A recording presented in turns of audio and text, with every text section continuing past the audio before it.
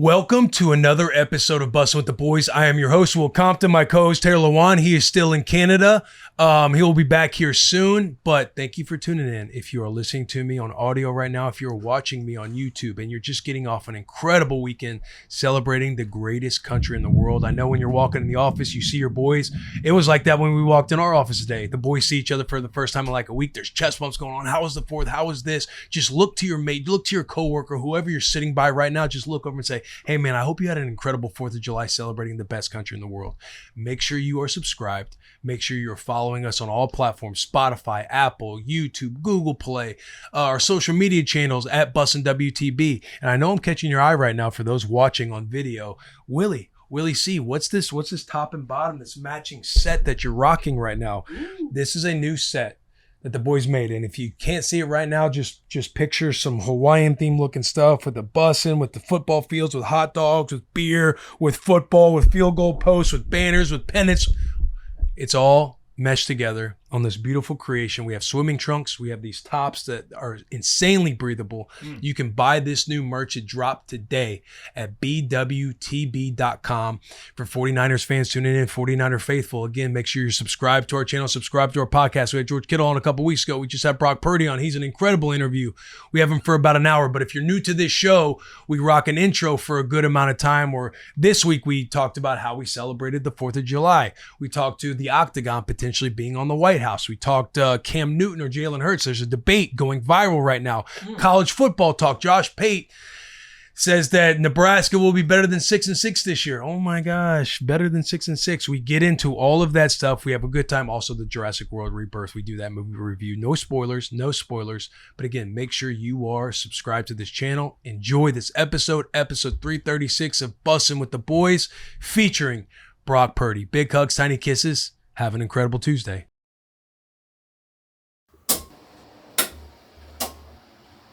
Alright, we're good. Be like, Bussin' with the boys, hanging with the fellas, betting on a game. No woman's gonna tell us what to do, and I've been over here just drinking beer and making that noise. Baby, I'm hanging with the fellas, bussin' with the boys. Bro. Welcome to Bussin With The Boys. This is episode 336. JP, I got one for you because we are presented by the #1 sportsbook in America, the FanDuel Sportsbook. JP, listen up. Tennis, anyone? Yeah. Betting tennis just got a whole lot better because of the FanDuel Sportsbook, and just in time because the 3rd Grand Slam of the year is already underway. There will be a tennis profit boost token available every day this week on the FanDuel Sportsbook, which means when you win, you can win even bigger. You can use your tennis boost on so many things, from a same game parlay, which is available on all the matches, a set winner or a match winner. Enjoy the early morning matches on FanDuel, and don't forget to boost your bet. Just visit FanDuel.com/bussin and have some fun with America's #1 sportsbook. Guys, welcome to Bussin With The Boys. I don't know if you guys have been seeing the headlines recently, but I mean, one of the bigger media companies, I think, in the world, Daily Mail, if you've tuned in, we are a MAGA podcast. We're a MAGA podcast where we talk sports. We talk, what do we got on the docket today? This is the Brock Purdy interview where we have on athletes, celebrities, entertainers, artists, whoever the case may be, to sit and tell their story. MAGA podcast where we talk about Jurassic World Rebirth reviews. We got College Football 26 dropping this week. Happy College Football 26 drop week.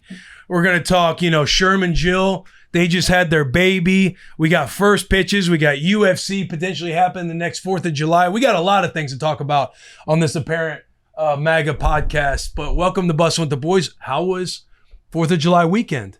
It was great. It was great. I feel like we're making awesome. America great again. Yeah. So we had Jack and Garrett. They traveled international. They went to Greece. They went to Italy. We'll talk about that. JP, he went to South Carolina. Your boy went to Bonne Terre, Missouri. Hell of a car ride on the way down to Missouri. Hell of a car ride. We had 2 kiddos getting over some sickness. is about a 5.5 hour drive. And I shit you not, at least, this is a conservative number, at least 3.5 hours, one of them were screaming. One of them was screaming. Yeah. Scotty, she's a 7-month-old. She was a lot of the time. Rue just started to get upset. She's yelling at Scotty, that hurts my ears. Rue's screaming. How many songs were played over the course of 5 hours? Maybe 5 songs? Maybe. I was going to say 3, 5. You know, your boy, what helped get Scotty to quiet down is Twinkle Twinkle Little Star. So I am the Twinkle Twinkle Little Star artist, just on absolute repeat, like the entire time. Or just, I'm working on my breathing, just going, shh. Yeah. Charlie hit it when I'm taking a breath. Then I try to time it up when she's taking a breath as we're trying to get her to sleep. It was diabolical on the car ride to Missouri. However, the trip to Missouri was awesome. Did not win the cornhole tournament. No. Hung out with a lot of good friends, Did the guy family. with the dart win? The guy with what? The No, cigarette? he lost. He had a tough partner. But he was a ringer, bro. But he's got the little cigarette, just popping it in every time while he's throwing, and he's hitting the holes left and right. Like, you're playing the 21. I know in his first game he hit every hole except for about 5. Like, he's just like automatic. But shout out to Dylan and Chuck. They won the cornhole tournament. We got balanced, myself and Adam Freudel, the gentleman who was taking us around at the St. Louis Cardinals game. And he's won 4 years in a row. So us partnering up, I've won with him before. We thought we were going to sweep the entire board. We got bounced in double elimination. We went, I think, 1-2 in the tournament. So some tough teams out there. The first, so when we got there on Thursday, we went over to my brother, his girlfriend, her family has like this massive party to where they just start off like family and friends. And then by the time it gets dark, we didn't get to stay for the fireworks because you got to get the kids down. It's like 9:30 when the fireworks are going off. But they spend about $6,500 on fireworks, a fireworks show. You're in this yard. They got a lot of acres. You're in this yard. They got all the big dogs just setting up all over the yard. Dudes like certified and licensed to do the lighting the fireworks. And Cody was telling me that any given year there'll be hundreds of people just parked on the side of the road, just sitting and watching their show because their show's like better than Farmington show, better than Bonterre. Anybody who has a fireworks show going on for the city or for the town, like, it's better than all. He's like, it's so good it starts to get boring. But that's how serious they take their fireworks in Missouri. If there's one thing that Missouri takes serious, it's fireworks. I mean, a stand on every corner, buy 3, get 1 free, buy 1, get 4 free, just every deal that you can possibly imagine. Yeah. Jerry's Fireworks is a building that sits there. You know, when you're driving down the highway, you always know that Jerry's Fireworks is sitting there because it's only open for like a couple weeks out of the year, and it sits there all year round. And it's just, Missouri does fireworks. Missouri does fireworks. July 4th has to be the biggest BDE for dads holiday of the year, bro, because it's the one time, like, I saw somebody hating on the 4th of July. Horrible. Saying that you can make burgers every weekend. You can have these like summer outings every weekend, but it's not the same. Like 4th of July, you have the time off, you have the weekend set, you have the intention behind it, you have people bringing in dishes, you have everything is going on. There's a water slide happening where we're at. You got the water slides, you got the poppers going off for the little kids in the when it's light out. Kids firing off bottle rockets everywhere, but it's so intentional. And I agree with you. I think it's the best day for fathers throughout the year. What before we get into Greece and Italy, JP, how was your 4th of July weekend? 4th of July weekend was good. We were in the water with a lot of Sitton has a lot of cousins and nieces and nephews. So we're in there playing around, splashing around, which was fun. They do fireworks on the beach is awesome, because you get to see down the whole entire thing. So we're in Litchfield. You can almost see to Myrtle Beach. You look left, you look right, you have all the fireworks you need. That's awesome. A lot of really good barbecue in South Carolina, obviously. So the food was hitting. There's a pool that kind of backs up to the beach, which is always nice because the kids are always going back and forth. Yeah. And then we went to Charleston the next day because hopefully they post it, but My brother got engaged to his girlfriend. They both went to college in Charleston. They live in Naples, Florida right now. So we were all there. I got to see my whole family, both my brothers, my mom and dad. In Charleston, if people haven't been to Charleston, like Charleston's one of the best cities in the country. It's a really good city. Right. I don't say it lightly. Retweet. You don't have to anymore because we went out there for your wedding. Like Right. you just get to see the farmers market that goes on the weekend. The downtown area is amazing.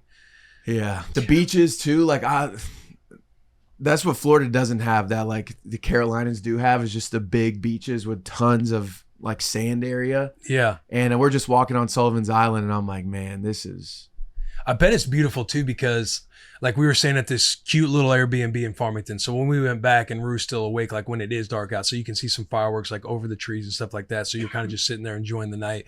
But I can only imagine that it's just probably gorgeous when it's dark out. The heat and the humidity's kind of calmed down. Yeah. You're kind of feeling a little bit of that Ocean air. You're breeze. just sitting on the beach. You're looking left. You're looking right. Fireworks going off everywhere. Kids are hype. Kids are hype. Parents are finally in that moment to where the day is done. You're kind of just talking about pretty much gratitude, like fired up that everybody's gotten in the same place. You're just watching the fireworks go. You're celebrating America, the greatest country on earth. You know the kids are going to sleep good. Yeah. Because they played all day and they're like fighting for their lives to stay awake during the fireworks. Yeah. So the parents are happy. They're like, Yeah. oh, we're about to have a good night's sleep. How is the Everyone wins on the 4th. How is the parade? The parade is the ultimate like try that in a small town parade. You just got people like that. The boat just kind of that's actually a car. There was like a produce stand that was a boat that was going. Kids are in like the back of trucks spraying water guns at people. The small beach town 4th of July parade has to be top parade in the country. How many dads are making comments during that parade being like, it's a hot one out here today, isn't it? Well, there's all contests, so you can win best float, you can win best house decoration. Sitton's aunt and uncle have won, or I guess her cousin, they've won best house like 5 years in a row. Oh, that's awesome. Yeah, Dynasty. So it was great. Sherm, you had an eventful weekend. Don't say say a little bit. Sherman Young, he's officially a father, part of Papa Team 6. A lot of the story will drop on For the Dads, which will come out. You're listening to this right now on Tuesday. For the Dads drops on Wednesday. But Sherm, congratulations, bro. Thank you. Seemed like it was a nice, smooth, celebratory birth. Yes, very smooth, very celebratory. I got to give credit where credit's due. Jilly Bean crushed it. I was in awe the entire time. And I'm not saying that to score points. It's just like you see the whole process and you're sitting there and you're like, yo, my wife's a beast. Like, this is crazy. Didn't see any fireworks, but we got our own little firecracker. We got Scarlet in the world. I think that was my first official 4th of July where I did not see a firework, which is kind of crazy thinking back on it. But it was so much fun, dude. And it's just going to make 4th of July next year that much more fun that her birthday is July 3rd. So we're going to celebrate, have a party for her, I'm sure. And then very next day, what is that? 4th of July.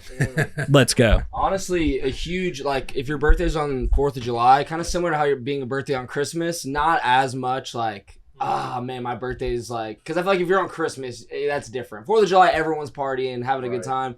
But if you got the 3rd of July birthday, you get to enjoy your birthday, and then there's always the follow-up day. So because 4th of July is just a massive celebration, whereas in Christmas with JP battling Christmas, like everyone's getting gifts and you're thinking about everybody else is getting thought of when it's your birthday.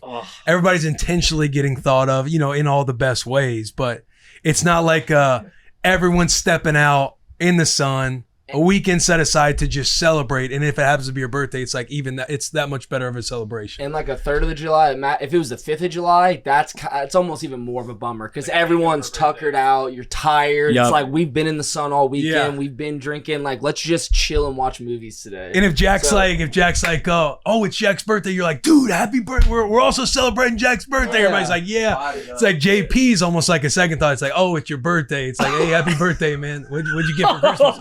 Then he's got to answer the question. Does it suck that you share Christmas with your birthday? You don't get as many presents, and it's the same thing all the time. JP, happy early birthday, dude.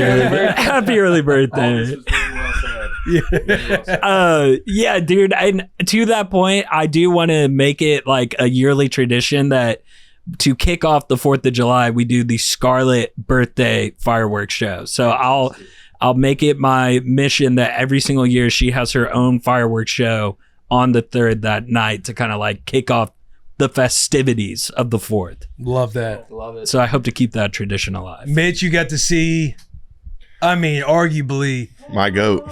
your GOAT, your king, My your goat. Lord, We up. Steve. Yeah, so I'd be remiss if I didn't shout out Cam. He hooked everything up. He's the art director over there at SR. He like Stevenson Ranch, yeah, for those yeah. unfamiliar. makes all the merch. I'm wearing it all right now. But yeah, I got to see Mike finally. I had one of my buddies, Andy, and his fiance Liz come down for it. He's the one that actually put me on to Mike. But yeah, we had like great seats. Just he's literally right there, and it's like, wow. I mean, this is really When he walked on stage, what was the feeling? like, oh my God, here we go. Were you eyes closed for a lot of it, just like in your feels, just vibing, or like what are you? No, I was eyes open. Heart open, eyes open. Yeah. I was just Take me, Mike. I've got crazy. I was enjoying it. Isn't it Just crazy that we're here right They now? thought Mitch was Yeah. at a worship service. yeah, I was just there like singing every song that I knew the words to. Which Just- is everyone. Yeah, damn near every one. And then he did How like many layups did you hit? during when he said Ginobili every time with the left. But like it was like I was telling people, it's not like he's not a concert where it's like, oh, like you're raging and stuff the entire time. It's more of like a chill concert, but he does a really good job at like integrating the crowd. I maybe said, hey, how are you 75 times. And then like Hey, how are you? 75 times, scored 86 points on layups. yeah. And then like he like goes out into the crowd, and he was honestly from me to you away. And I'm like, yo, this is insane, dude. Did And you get your hand out? Were you trying to touch him? no, I like he was too far away to do that, and like I didn't want to be like that guy because I was with like all of like the other like people that were not that like I don't know how to describe it. Like it was like You've been behind the curtain, so you're not trying to rip it open. You know. yeah. I'm just trying to enjoy it. I'm just trying to sing every song and be like, dude, this is sick. Like Just be in the moment. yeah, just live in the moment. I took maybe like 4 or 5 videos, but like the rest of it, I'm like, I just want to be here, be present, be in the moment. That's how Mike would want it. Yeah. Right. Yeah. Live on the mountain. Yeah. Enjoy that mountain. How does the hey, how are you work? Like, He's like, guys, this one's for you. Let me get a big fucking hey, how are you? And then everything gets quiet. It's like the entire crowd's like, hey, how are you? And it's like, this I is love it awesome. too, man. This is awesome. But yeah, shout out Cam. He like designs all their merch. Actually, I have something for Taylor, but he's not here. He designed this guy, and they were like damn near everybody was wearing this one. It was super cool just to see all like the 77s and everything out there. That's awesome. And they called it the polygraph because I guess I don't know if Taylor failed the polygraph or something, but Taylor took a polygraph Yeah. test whenever the PED thing happened. yeah. So he like texted. They call the shirt the polygraph? Yeah, this shirt is literally That's called awesome. the polygraph. He texted me and was like, it was either like Ostarine, which I think is the drug that he Yeah. failed for, or the polygraph. And I texted Taylor, I was like, are you cool with this? And then he never responded. So He's out in Canada. I know, but like, He's out in the mountains. I You're- know he was kind of remote, like off the reservation for like 4 days before he ended up getting back to one of my messages too. okay. But yeah, it was awesome. Everybody there, all the dudes look like Mike. They all got the beards, like the shaved sides and everything. And like, You're just thinking, man, I got to get right. no, I don't want that. I don't want that. But it was just like literally like a Steve heaven. Aaron Rodgers, like we walked in, Aaron Rodgers and Mike were like on the stage doing like their live podcast. Fal got his hat signed by Aaron Rodgers. have we fixed things with Fal? Are y'all good? Oh yeah, Fal and I are good. That was a big, yeah. So What did we miss? So Mitch was very upset with Fal because Fal said he would help move a friend of theirs. This was on last week's episode. Big moment of the episode. And MAGA yeah, moment. Yeah, MAGA moment. And Mitch was really upset with Fal. It was like his pet peeve of the week. and was talking about how Fowl committed to help moving the friend, and then the day comes and he's a no-show, and this whole falling out was kind of happening. And Mitch was talking about how pissed off he was, and he still hadn't talked to Fowl. So we had Mitch FaceTime Fowl. Fowl answers on the pod, and it's about as Philly as he can get. Yeah. And there was some friction there. We talked about it once I got home and everything was straight. But Mitch got off the bus, was like, yeah, we're going to talk when we get home. yeah, no, I was hot. I was really pissed. I know the listeners and you guys already know this, but for me and Garrett, I guess, why did he not show up? What was the obligation? He scheduled an apartment tour, which takes 20 minutes, and I was there for 4 hours helping our friend move. And Fowl had an apartment tour, which takes half hour tops, and then just never showed up. Didn't he do a couple? Just to defend Fowl, didn't he do a couple tours because he has to look to move? He said he did 2. And he said some stuff popped up, and Mitch was like, "That's bullshit. Like, I know Fowl. I live with him. Like, stuff pops up means he's just at home watching TV. He's just binging Playing the video show games. right now, Wait, playing so y'all video are games." About to not live together for the first time? First time in a decade. Yeah, because I'm That's why moving. there was tension. Because of this? It's like No. that I miss you tension. Yeah. Yeah, so we're all good now. It's all good. Fowl's a Steve now.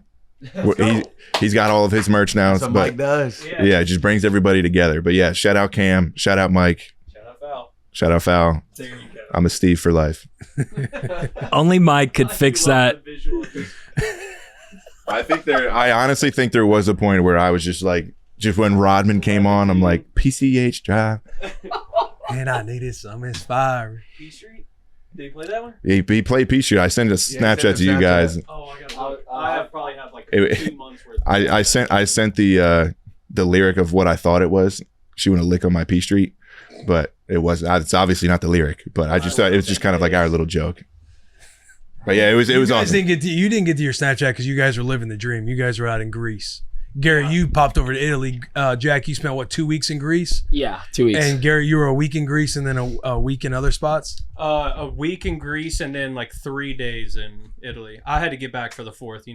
I had to get 10 Oh, toes. so you were here for the 4th? Oh yeah, I had to get 10 toes on American soil. I had the personally, chance. I couldn't imagine not celebrating America on the 4th of July in America. Especially when you have a backyard. Yeah. new homeowner, everything this country. Look, represents. it hurt me. It was my first 4th of July in my 30 years on Earth that I spent out of the country. You're out of the country. Taylor's in Canada. I know. Taylor, Well, I I think, mean, is in Canada every year for the 4th. Taylor's Canadian at his core. And I take full responsibility. I like to apologize to all of our veterans, all of our service members, the country, the children, the politicians, Mike. the MAGA community. But I know confidently that I will never spend the 4th of July outside the United States ever again. I tried to do a little retroactive celebration, and I hung up my American flag in my backyard, which felt good. It's not gonna get me off the hook at all, but it felt good because to me, and this rings true to a lot of people. It's not just me, but the 4th of July. Yes, we're going to celebrate America. We're going to celebrate our independence and everything, the people who fought for our country and the reason why. But I don't stop celebrating this country on the 5th of July. I continue to celebrate 365 fucking days a year because I love this country. I will say Greece is beautiful. Greece is beautiful.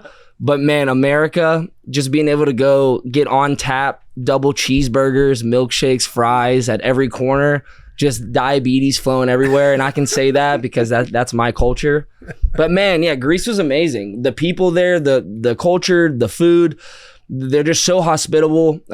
It truly was it felt like a once in a lifetime trip. Just being able to experience new people and new views. And I can't really speak highly of Greece more than I am right now. And the architecture. The architecture. I haven't been to Greece, but just dude. it's insane. Well, I think the special part about being in Greece was we were there for a wedding where we know the bride and the groom, and so there's a ton of our friends there on this island that is so far away from home to where you're like, oh, we're out here, but I wake up every day and I see 30 people I know very closely, and it was a cool moment. I don't know, this island. Your was guys' photos were all special, time. That man. one that you just Sherm's got the Jack photo up right now. But the one that you just had up, Sherm, of their pool right there, on the cliff. Dude, Yeah, that's in Santorini. So me and the other guys after the wedding, we were in the island of Spetses where the wedding was. And afterwards, everyone kind of went off, did their own thing. Garrett went to Italy. A couple other people went to Italy. Me and two of my buddies, we had zero plan. All the thing we had was our flights booked there and our hotel for the wedding week. After that, we were just like, we're just going to try and figure it out. We initially were going to go from Spetses. You have to take a ferry back to Athens and then a ferry from Athens wherever. We were going to go to Mykonos because we're like 3 single guys and everyone's like, it's the party island. You should see it. And then some people are like, you shouldn't. It's overrated. And then our ferry, the winds there this time of year are intense. It'll get up and be like 50-mile-an-hour winds consistently, and you won't see one cloud in the sky. But it will be ripping to where like your hat's flying off, you get food, you know, your fries are flying everywhere. But our ferry got canceled from Athens to Mykonos. So water. Yeah, Water was you literally insane. just can't travel on the boat for a fear or, you know, of it. Safety. Yeah, turning over and you drown, which I would never drown, but that's a different story. But we went to Santorini. The views are beautiful. I mean, there's just every view you think it's going to be like, that's the view of the trip. And then you turn a corner and you're like, wow, like God is good and real. So it was cool, man. Just getting to, like Garrett said, to experience the trip with like not only like a few of your close friends, but like 20 of them. And then the island where the wedding was, there's no public cars. The only cars that are on the island are service cars. So there's like 5 total taxis. And then there's like a couple small trucks that deliver stuff. So everyone's riding mopeds and ATVs everywhere. And so to just like hop on your moped and just It was fly so around. fun. Yeah, the island's really small. You could drive the whole island on a moped in an hour and a half. So like we would just do that and you just hit beach after beach after beach. And yeah, it's just, you feel super grateful at the end of it. I didn't Still really do. expect Greece. I mean, obviously there are parts of Greece that look the way they do, Athens specifically, but this island felt super tropical vibes, and they had a big like boat port. Like that was like their thing on the island, is like they're like boat people. And so yeah, you're riding around going to all these beaches and you're like, wait, this is Greece? Like, Right. this is Greece. The water's blue as shit. Like it's beautiful. And then yeah, we went to Positano, Italy after, and You confirm 30A? oh yeah, it's 30A. Yeah. Bro, it is insane. Will text me when I put a When I picture saw up. him post it, because I'm thinking they're in Greece the whole time. When I saw him post a photo in Positano, like Sorrento was right up. Like we stayed in that area, and I'm just like, bro. The text was, how sick is 30A? I was like, bro, it's unreal. It really is. Like, I was telling Will earlier that I felt really like present in the moment, because I would just be looking around and the views and things you're seeing are like, they seem like they're real. Like it doesn't seem possible. These cliffs are massive. And they You're build thinking, these how are these? towns. How are these houses and They these build structures these just sitting on the towns in side these of the little mountain? crevices of these mountains? And like truly, like when we were swimming out off the boat, like I'm like, we're in the sea. Like this isn't like going to the beach and you're in the ocean. Like we're in the sea. And these cliffs are massive, dude. It makes no sense. It's super hard, like when you're looking at it, to like grasp what's going on. It's 10 out of 10. I would recommend going, because it is. You'll seriously be thinking like, they got this shit going, and like, Yeah, I gotta definitely go get home. out to Italy. You get a chance, go to Italy. I want to get to Greece just based on your guys' dude, that island photos and your trip specifically. experience. Yeah, it's cool too in the oceans. There's like very little marine life, especially anything that would, like, if you're nervous about sharks or stingrays or whatever, because the water's so warm year round, like those kind of animals aren't attracted to that kind of that area. And it's cool, so you can just swim openly and really just don't have any kind of worry in the world. I think I can speak for Garrett when I say this, want to extend a thank you to you guys for allowing us for the first time, like since we've worked here, to fully tap out of work and just go do that. It really meant a lot for us to just be able to go and like fully be just immersed in a new culture and not have to worry about it. And everyone back home, you guys had such a busy week. It looked like y'all fucking crushed Tight in you. So like seriously, like the biggest thanks to everyone here who like picked up the slack for us and for you guys to allow us to go do these things, because it truly was, like I said, the trip of a lifetime. And it means the world that we got to go do that. So For appreciate that from Did you you guys. have a little sure. bit of FOMO when you saw that Taylor Swift photo drop? So many people, because again, we're with all of our friends. So many people are like, yo, like you didn't get to meet Taylor Swift. Meanwhile, we're in the bluest water imaginable on an island looking at fat yachts go by like, yeah, but I'm chilling right here. I was really, really fired up for you guys. Personally, could not have cared at all. But I was telling one of my buddies. Our biggest week, I think, maybe ever on social media. It had to have been. And I think I looked one time on our Instagram while I was there. And I just want to kind of see what was going. It was like 2 days after Tight End U. And I saw the engagement and I was like, I'm good. I'm like deleting the app for now. But I was talking with one of my buddies saying if I was either a female or someone who is a massive Taylor Swift fan and like I've worked here for 5 years and the one time I finally leave the country, like the person who works underneath me gets to meet Taylor Swift, I'm sure there are plenty of people who would have ruined their trip. Atlantis was a little upset. Yeah, sure. But no, I mean, I was happy for you guys. I was like, I'm good. You didn't have FOMO seeing the pop and dozen trivia? Well, that I did. I thought we were going to get to that at some point. I did hear, I was word on the island that the pop was bigger at the dozen than it was when she came out at. I shit you not. I stand on business when I say the pop for dozen trivia. That moment, that competition that was happening, that moment, that pop was louder than. Were you rocked up? Oh, buddy. You just flexed your chest. It was awesome. Hell yeah. We interrupt this episode because we are sponsored by Roe. Don't you hate waiting for a full erection when you want one? That is the absolute worst. Roe Sparks is the answer. They are a 2-in-1 prescription treatment for guys who need a secret weapon against softness. Rose Sparks can give guys bigger, thicker, longer erections because they get fuller faster. After Rose Sparks dissolve, they work in 15 minutes on average, and if prescribed, new sexual health patients get $15 off their first order of Sparks on a recurring plan. Connect with a provider at ro.co/bussin to find out if prescription Rose Sparks are right for you. That's ro.co/bussin for $15 off your first order.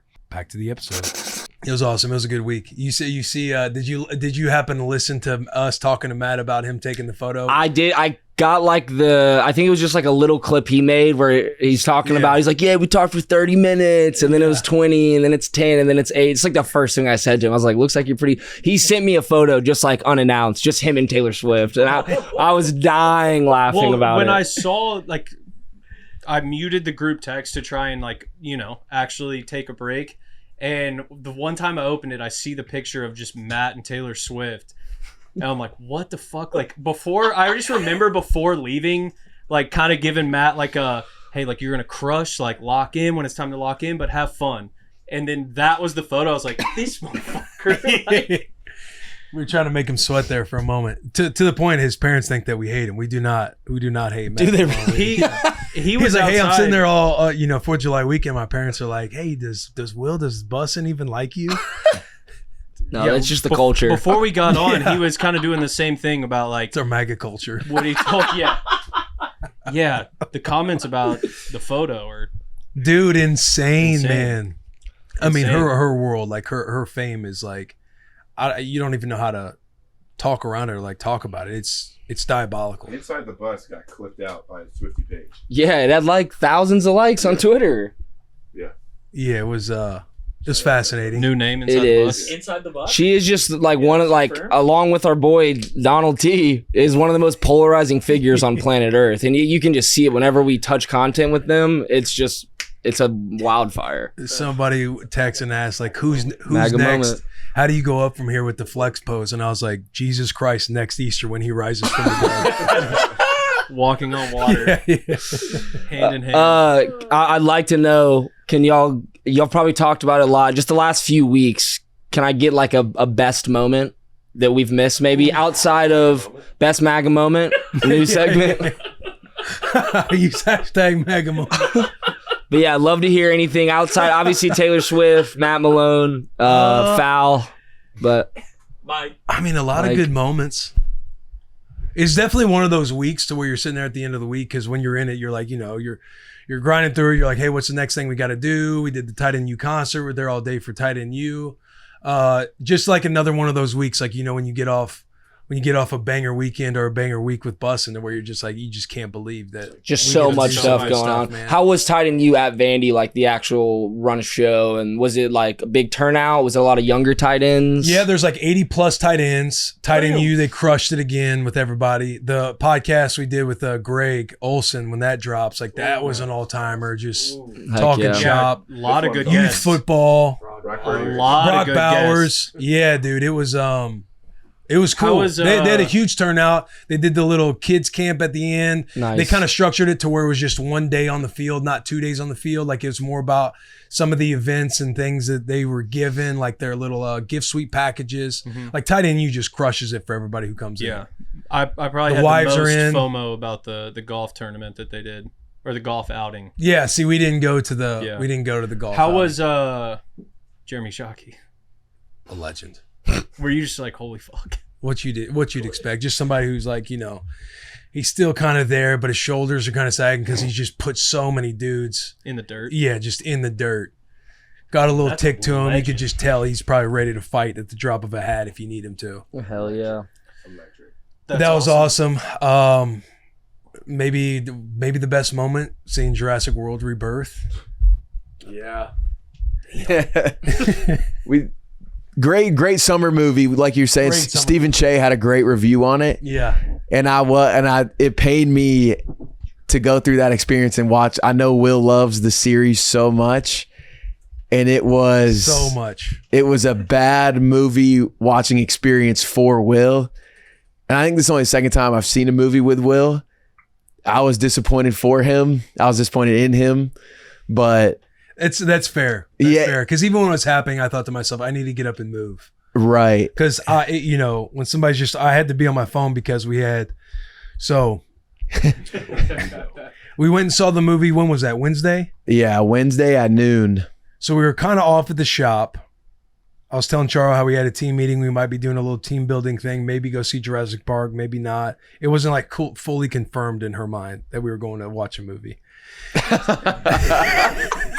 And I started laughing when I got home. She's like, "Oh, you went to see it?" I was like, "Yeah, that's what I was doing." That makes it even funnier. So That is crazy. we had two little sick kiddos. Rue and Scotty were both sick. Scotty was really congested. We had the snot sucker on her going on at like all times. Rue was starting to get a little sick from whatever Scotty had. So we had two sick kids on Wednesday. The AC upstairs goes out on Wednesday. I think it's like Wednesday morning because it was like 85 degrees upstairs. But I'm just thinking, all right, we kind of have one of those things where it's got the range where it's cool down to 69 or heat up to 69, cool down to 72. So I thought whenever we wake up in the morning, we kind of turn it from like 68 back up to in that range. So I'm thinking, all right, the heat might have just kicked on and it's just a little hotter upstairs because the last couple weeks have been pretty hot. So it was like 84, 85 upstairs and it's kind of blowing hot air. And I'm thinking it's just it turning back on. And so we get through the day before I leave because Charles had to work and we didn't have Audrey. So I'm rocking with the kids up until 11 when I drop them off at bar 3 to go with Charo at childcare. And when I'm leaving, I'm like, man, it's hot up here, bro. It was like up to 87 and I'm just thinking like hopefully it like turns around. I'm like closing the windows, I'm closing the blinds and stuff. And so we go to the movies to see Jurassic World. Well, the AC is identified to be like broken. It's not working correctly. It's blowing hot air. It's 90 degrees upstairs. So the AC's out upstairs. Kids are in turmoil because they're getting over sickness. They're kind of sick. Charles having just a rough time. And she's essentially texting me a play-by-play of all this going on, like while I'm watching Jurassic World. So I'm like having to hit up Robbie, shout out the boy Robbie, our guy that does our HVAC stuff. He's got somebody going over there. I'm texting her. I'm like, hey, somebody's going to be there within 30 minutes. Rue's screaming about, she wants the lemon and honey water that Charles said she was going to make her. And Charles texted me, I didn't know we were out of lemons. I used the last lemon because I'm on my shit right now. So I'm using my lemon water and salt. I used the last lemon in the morning. And I'm just thinking, so just order another lemon. So I'm like, I'll get one delivered over to you. I'm ordering lemons. I'm doing the mid-movie, bro. I'm just seeing the text go. I get distracted. And I'm not sitting there trying to like break down the entire context because I'm like, oh, he's watching a movie. He's trying to enjoy it. He sees my phone going off. I see my phone going off. I'm hating that I'm having to sit there and text while like my favorite franchise, top 3, top 5 favorite franchise, the newest movie's going on. And it was a tough performance for me. And that wasn't even the worst part for him. And Charlie didn't know I was at the movie theater. So I'm like, hey, I'll be home soon. And then I'm like, I'll get a lemon. I'm hydrated. I have to go to the bathroom. This awesome scene in the ocean happens where it seems like it's calming down. And they like the boat crashes and they're like crawling on the side. I'm thinking, all right, this could be a moment. They might be catching up on some side conversations, the plot building a little bit. I'll have JP and Mitch break it down for me when I get back. I run to the bathroom. I come back. They're kind of like laughing with their head down. They're like, bro, you missed so far the best kill of the movie. And probably everybody's talking like it's one of the better scenes like in that movie. And I missed it because I had to go to the bathroom. So I had to go to the bathroom. I'm fucking texting on my phone. I am watching the movie, but my phone is like out. It was. Are you gonna go see it again? I want to. I told Charles, like, hey, I want you to see the movie. Like you'll. I told her she'll love it. Like I'll love watching it again. Dude, I know. First scene was crazy. I don't want to spoil it, but like how the whole movie gets set up. If there's a negative to the movie, the hint is Snickers wrapper. Yeah, but also the kill, like as I go back and sit and review the movie in my head, it probably was like the least eventful kill. But because of the situation of like you being on your phone, and then you popping out to go to the bathroom and coming back and missing it gave me like late night chuckles when you have a sleepover when you're young and you just like can't stop laughing. And I was just like, man, this might be one of the funniest moments in the movie theater of all time. I tell you what though, we housed that large popcorn before it started. Before the movie started? The Raisinets were in my stomach before the movie started. But that's every time. That's natural. Like I know I'm getting a large soda. I'm getting the Raisinets. We're getting the popcorn. I don't ever usually go big bucket of popcorn, but we had this little family deal going on up on the menu that we had to get. We couldn't turn our head to. Did they have a special popcorn bucket for Jurassic World? They're like, it's refillable. Like I'm thinking, we probably ain't gonna refill this, but we could have. I should have had you go out when you went to the bathroom. Yeah. Hey, go refill this. On the topic of dinosaurs, I did hear that the company that brought back the direwolf is working on bringing back a dinosaur. I can't think of which one, but that's their next project. And I think Tom Brady invested. There's enough. I mean, the movies are out there. The movies are out there. It's a mistake to create dinosaurs. They're already created. JP got to learn about the depth and education I have on these dinosaurs. The Raptors come on the screen for the first time. Hey, there go the Raptors. Oh, he goes, oh shit, the Raptors. And he said Raptors JP about 4 more times. In JP fashion, he's like, you're one boy that only knows one dinosaur in the entire movie. The Raptors, bro. You see the Raptors? So any dinosaur that come on, I'm like trying to remember. I'm like, hey, that's a what was that one? I'm like, hey, that's a Dilophosaurus right there. Just just to let you know. They have been playing all the Jurassic Parks on TV, so you can tell it's Dude, I enjoyed the movie. If you like Jurassic Park, it's good. It's if fun. you like the franchise, you'll enjoy this movie. They said Scarlett Johansson became the highest grossing actress in like movie history, passing Samuel L. Jackson or something. No, Tom Cruise. They just been a part of the most crazy. Because of Marvel. Marvel. Oh yeah. That makes sense. It was fun. That was a good time. Nobody was in the theater. Yeah. I mean, There was one solo old dude that was in the row ahead of us. I'm like, man, I can only pray to God that that's me in 40 years. Just enjoying a movie at noon. I felt for him because he had to go to the bathroom and he was walking so slow and I'm like, bro, he's about to miss so much. I'm like, he's about to miss so much and nobody is there to recap it for him. I should have went down. No spoilers, but thoughts on the D-Rex? Stupid. Yeah. I thought the D-Rex was a little OD. sounds dumb. OD Rex. Looked like a animal that should be in like Hills Have Eyes or something like that. I thought they tried too hard with making this thing. Yeah, it did. It looked like an alien. Looked like an alien. That's tough. She's made 15.4. Her movies have made $15.4 billion. That'll be a dozen question next year. I'd be ready to go. 15.4 billion. Ponies. You guys see hey, some 4th of July news. Can't talk about 4th of July and not talk about Joey Chestnut. Yeah. Just doing it again. I mean, the gap is so big. It's Did y'all see the question of if they had to eat a hot dog and run 100 meters, who would win, Joey Chestnut or Usain Bolt? Yeah, I like that question. It's gotta I be think Joey it's still Chestnut. Usain, right? I don't know. I think it's Chestnut because I think somebody was saying he can eat a hot dog in 1.5 seconds. But so if you're going by the rules of the hot dog competition, when he's throwing them in there in the last seconds, it counts if it's like in his mouth, fully in his mouth. So I'm thinking if Usain can just get the hot dog in his mouth and he can start running, like he could, that's where he'd beat him. Then he would just need Now to finish if it's it. like to completion, they got to swallow it. That's where Joey would. Yeah, they got to swallow the dog. Right. They got to swallow the meat. That's where Joey would have him. But I think if you just get it in your mouth, I think Usain still takes it. Yeah, I agree with that. But yeah, we need more rules. Need more rules. We just need that to happen. I wonder why, like, because Joey Chestnut going into it probably knew he wasn't going to break the world record. I'm like, if it's me, I'm just gonna break my opponent and stay on pace with him and just be looking at him the whole time. And then once we get to like 40, start going double, just like. Okay. Just taunt him the whole time. Yeah, because it's like, how else do you have fun with that if you're Joey Yeah, Chestnut? Because 20 you're so much two. better than everybody.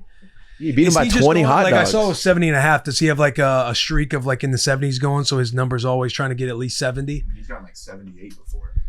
Yeah, that's the Right. world record. Right, that's the record. But I want to say he's got like maybe consecutive When he tournaments retires, where he's had over 70. do they put like his jersey in the rafters, or do they just put like a massive dog? I think they just got to call it the chestnut. Like when they have a trophy, they just call it the He's got chestnut. to make like a hot dog brand. Has he? He's got. He's got to have. Probably has sauce because remember There's no way he he was on the hasn't done vegan something stuff out there. last year, so he didn't compete.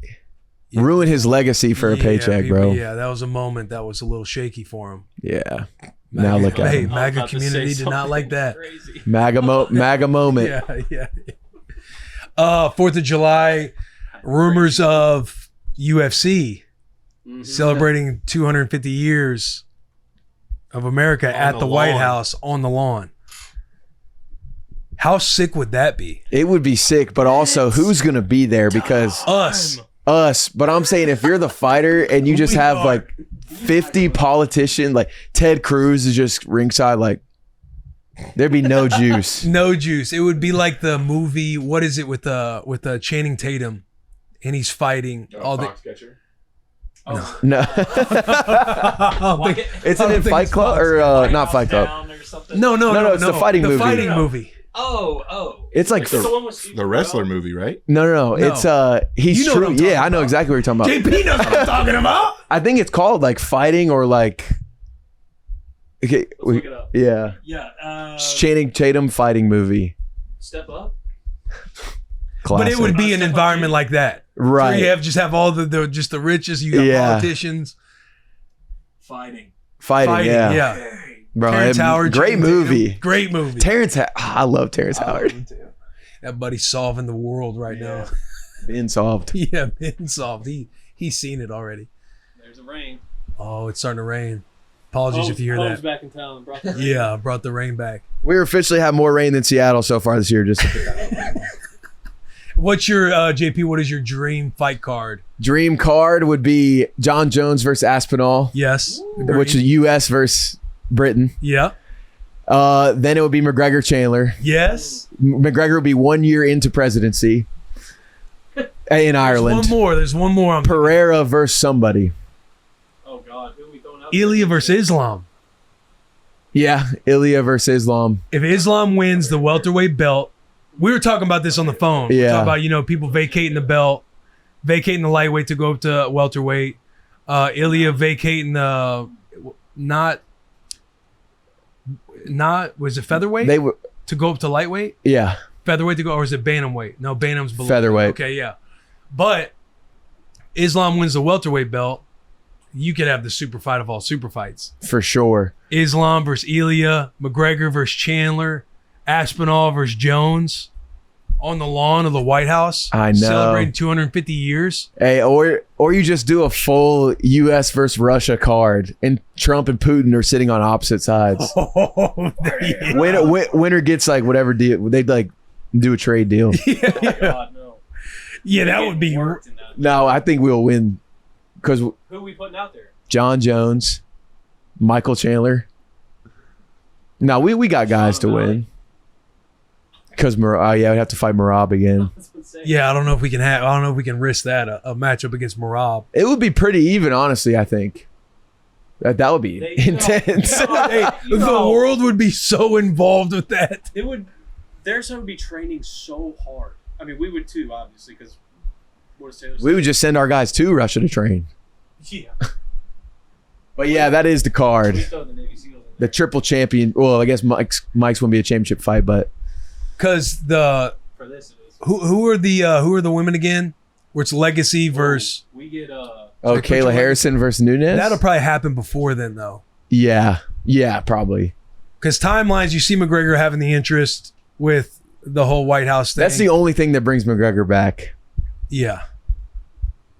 It'll be interesting, if he does get in the octagon again. It'll be, And if he does run for president in Ireland. you see, on X where something like that'll happen. McGregor will post it, and somebody will ask Grok like how, where's he at in the running, and Grok just talks about he's only got like 7% of this. But that's It's how highly unlikely. That's how it starts with the people outside of politics. What else do we got, man? Example. Yeah.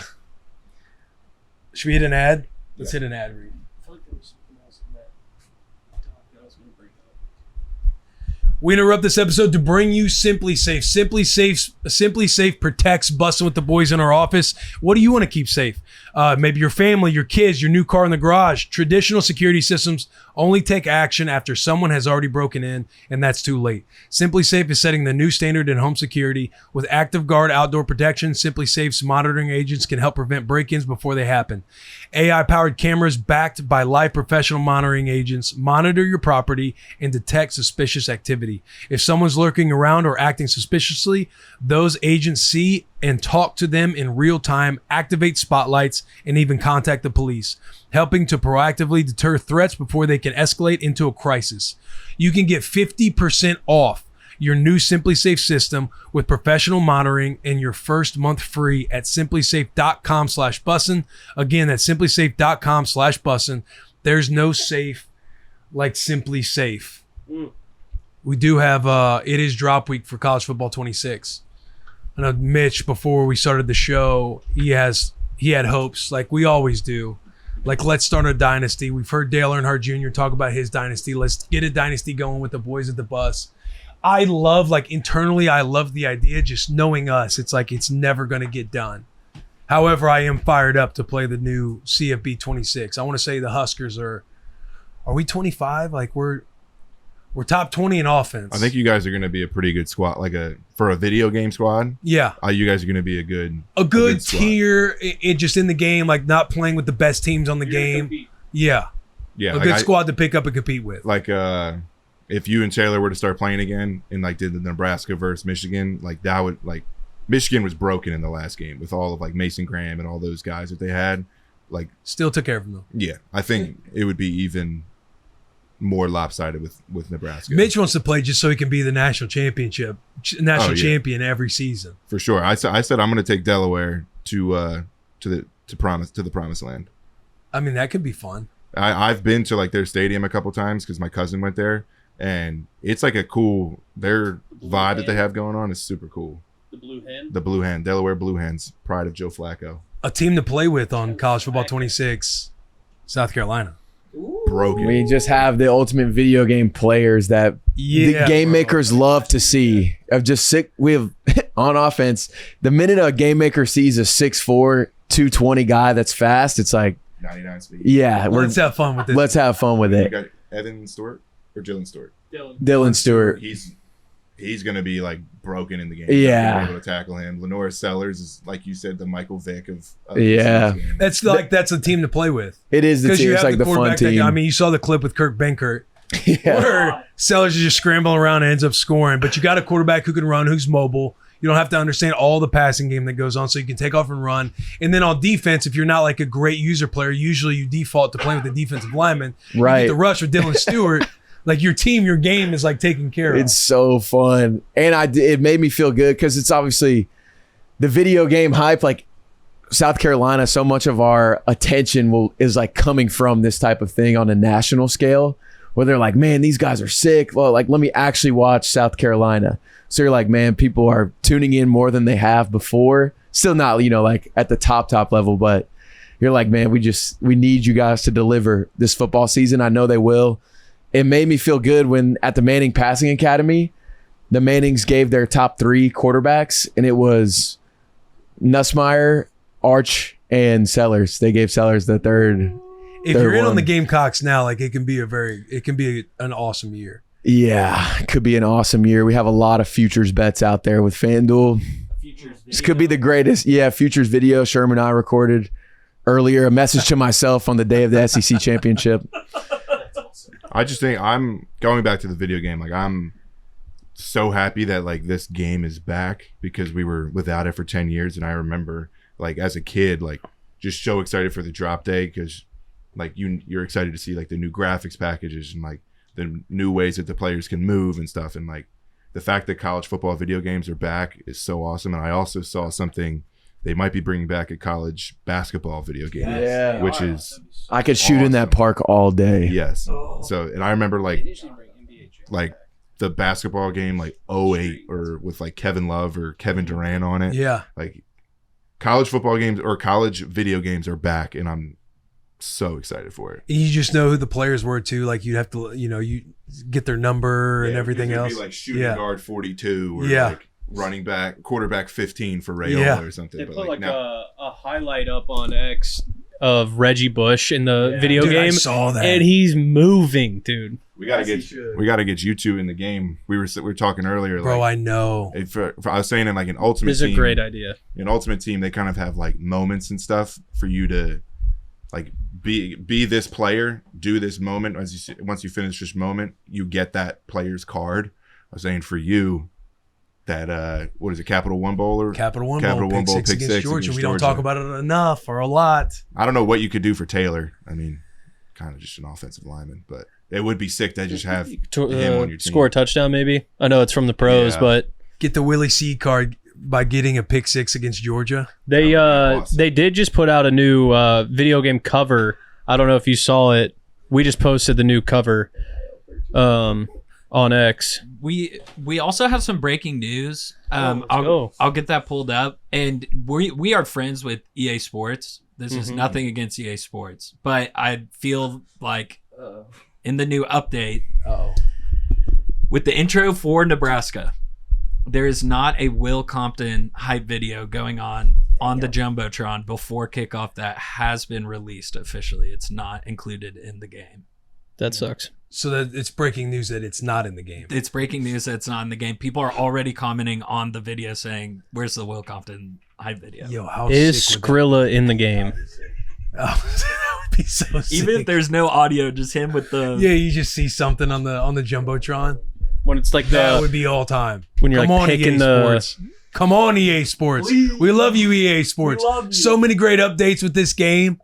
I heard in Road to Glory now, you can play Road to Glory and get your player all the way to where you can export it in Madden. Oh yeah, because people love the Road to Glory stuff. And then you can like import it into like Madden and be in like the superstar mode of Madden. Right. But like now in Road to Glory, you start in high school, whereas in last year's game, you just kind of started as a freshman. It used to be that way, right? It used to be that way. Where you'd play a few games in high school and you get recruited. You'd raise like your star rank. Yeah. Which like that's what made that old game fun because like, all right, I got to be the best I can so I can be a 5-star so I can at your little dorm room. Yep. So I'm stoked for this game to come out. I looked at like my stats on like the EA's like the 25 game. I think I played like 9 days worth of just that game itself. So why can't we get Mitch in the game?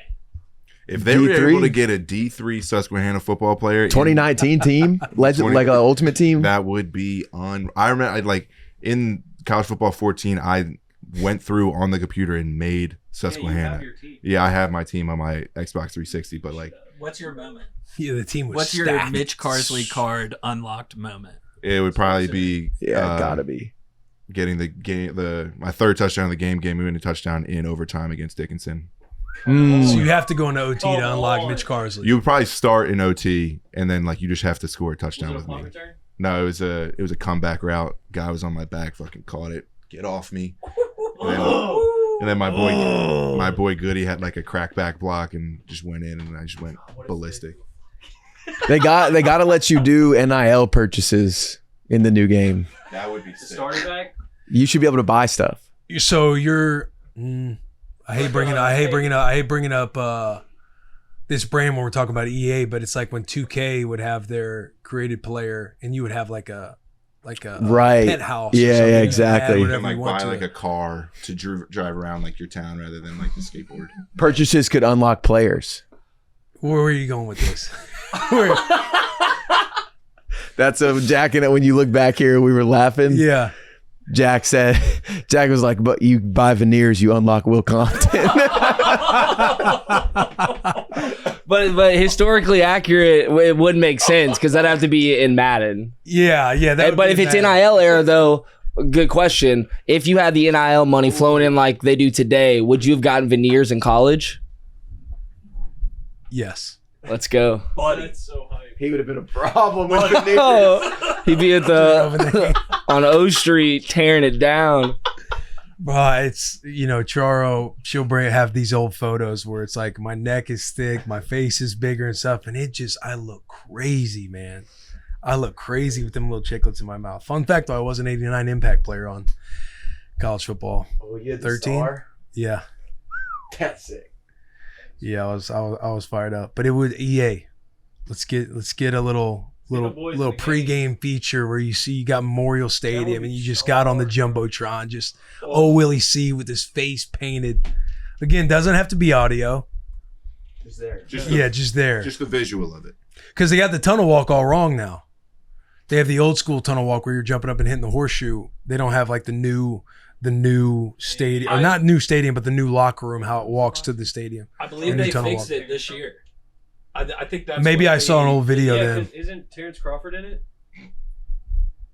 I don't know. Is he? Him out? Or maybe that would be hype. I mean, he did during the Colorado game, and he had the belt and The everything belt. with him. Yeah. I thought I saw that in the game because I saw They need Skrilla. Dylan Raiola looking exactly like that. Doing them. Oh, is this it? Yeah, that's it. Okay, then that does look correct. I can't show it. Oh, you're not able to show it? Yeah, we don't want to get copyrighted. We do have codes. We'll have some codes to send out, so stay connected with us on our social media channels at Bussin WTB. We will have codes to give out for the new EA CFB26. Maybe if we don't do a connected dynasty, maybe we have like a Bussin one, like a fan one. I'll be in it. I can moderate it or whatever, and then like they could, like the winners. I'm gonna win the national championship, but like whoever comes in second could like just get merch or something. Like just a cool little way to like get the fans involved and stuff. You need to stream. And you just want to dummy. You want to dummy some folks in college football. I think we need to get you connected and you play Kurt. He needs to stream. You play against Kurt. But so the thing is with Kurt knows. No, I know, but like like Kurt obviously understands football, and he knows like if you motion a guy over, put him here, and run this route, it's like you can't beat that. So like, but that also comes with knowing more football. Like I ask coach every time I'm just picking a play, and I run probably like 20 plays, and like I'm not motioning anybody, changing routes unless it's like I just want this guy to do a little something here for like a first down, but like. Kurt like knows how to really exploit everything, but I would love to play Kurt because then I would learn it from the best. So shout out you, Kirk, for being the best. But I watch all your videos, but that would be awesome. I would be a boring. G said I should stream. I would be a boring ass streamer. We nominate Mitch to go against Kurt. Yeah, just to see how it unfolds. If he were to come in the shop and do stuff like that, I'll be all about it. That would be fun. Yeah, Sherm has on the board. What are you wearing? I am wearing our new, what are these called? Hawaiian. Jumpsuits? It's like a Hawaiian set. Yeah, a little Hawaiian set. You got your swimming trunks on. You got your top. You can get this at bwtb.com. Shop till you drop. What else in the college football world? Oh, you see the video? Josh Pate? Yeah. The massive risk. He's like, I'm willing to put everything on the line for Nebraska to be better than 6-6. I'm just thinking, like, that's not that. You're not putting much on the line. And then you put it on you. He said it's up to Will Compton and Matt Rule not to mess this up. Yeah, most important 3 seconds of my life. He's right. I mean, he's not wrong. But to me, there's not a world to where like being better than 6-6 is not even debatable, in my humble opinion. Because I was texting with him and he was like, what did he say? Let's see here. But I think to have the commissioner having you over 6-6, that's big. It's written in stars. That's awesome. Do what? I'm just saying the fan favorite commissioner of college football is saying your team is going to do better than 6-6. I don't see the issue. I don't know. Well, it's I don't see an issue with that. It's just I'm willing to bet, like I'm willing to my wallet, everything, that they'll be better than 6-6. I'm like, that is not that risky. Because he texted me, he said, they never notice when you toss love out. Shame. I said, better than 6-6 is love to you, Joshua? He said, that could mean 12-0. I said, it could also mean 7-5. He said, how much bigger a stand can I possibly take? I said, 8+ are my foxhole guys. Those are the guys buying stock. Those are the guys that understand what's going on in the kitchen of Nebraska football. Are they Willie C 10+ win level optimism, batting for a college football playoff spot? No, very few are. Very few have that kind of courage. But the ones seeing the field with 8+ are the ones I'm ready to go to war with. He responded, I can do 8. By August, I could see myself flirting with the 9s. Mission accomplished. Yeah. No, I think he knows. And I think my push to him is he is like one of the biggest voices in college football. If he's pushing that wagon and Nebraska's hot, and when we do win those amount of games, he's the guy that saw it before everybody else could see it. That's what I'm trying to tell folks out there. Confirmed Gamecock. Yeah, confirmed Gamecock. A lot of the media personalities high on him. A lot of the media personalities are high on the Gamecocks? Yeah. So how does that make you feel? I like when it's like a few. It's like there's still right. People don't understand like what's actually going on at the university. So it's like, hey, buy stock now. You're still always welcome on the bandwagon when it happens, but you're gonna feel so much better that you knew it before it was fucking happening. Right. Yeah, it's I mean, if you would have just looked at last year with like they should have been saying it last year, knowing Sellers would be back. Yeah. So if in college football, if you have a quarterback, it could like a lot of special things can happen. You have a quarterback, you have a top 5, top 10 pick. I got to check on our linebackers. Yeah, that's how I got to check on. But knowing you have guys like that, knowing you have genetics like that on your team, it feels like a big, like not make or break year, but a year if you're a Gamecock fan. Like you have to be so excited, but there's also a lot of fear with that because it's like these are a couple generational type players that we have, and hopefully the results show with these players because who knows if we'll get these cats again. Yeah, it's almost it's a tone setter for like this year and moving forward. Exactly. Yeah, because these more guys players are obviously going to come. If you got cats like that on the squad and you don't produce with it, like that'll obviously, to deter cats from being like, oh, you do got to go to those bigger schools. The biggest thing I think for them is these guys are generational talent, what they're going to help do in recruiting. And then if they do end up staying again is when I think you see the work paid off. Right. I'm excited. God, it's so close. Mitch, are you working? I saw from Taylor because he was like something about 50 days away. College football can't get here soon enough, and it was like our old video which was crazy I don't to even know how he post. came across that and found that because that was like back in 2023. That was 23. That was back in 23 when we kind of did our fall tour announcement, the places we're going to. Are you working on a hype video for this year? I can for We sure. need to get you in the kitchen on that. Do we want to? Because those are juicy. We got to figure out the games. Yeah, I was gonna say, do we want to figure out the games? Because that's kind of how I made a it. couple Nebraska ones in there. I mean, I can definitely September, Nebraska.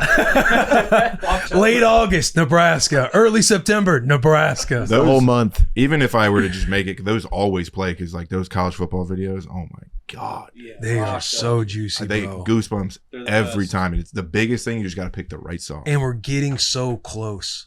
Fall camp starts at the end of this month. Training camp starts at the end of this month. The headlines are going to be flying. The debates, the arguing.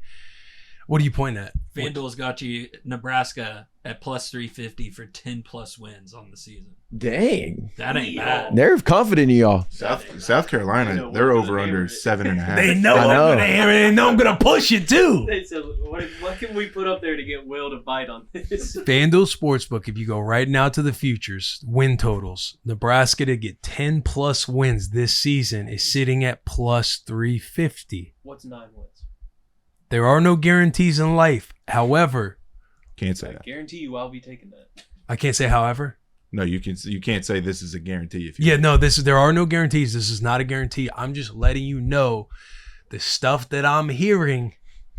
The stuff that I'm hearing. Plus 9 That's is the video plus we need to 150. edit. All we Plus hear is 9 okay. wins is plus Yeah, if you don't want to go all the way to 10 150. plus, there are 9 plus wins sitting at plus 150 on this FanDuel app right now. I'm just saying. You saw what Cam Ward said about y'all's recruit that's committed to Nebraska.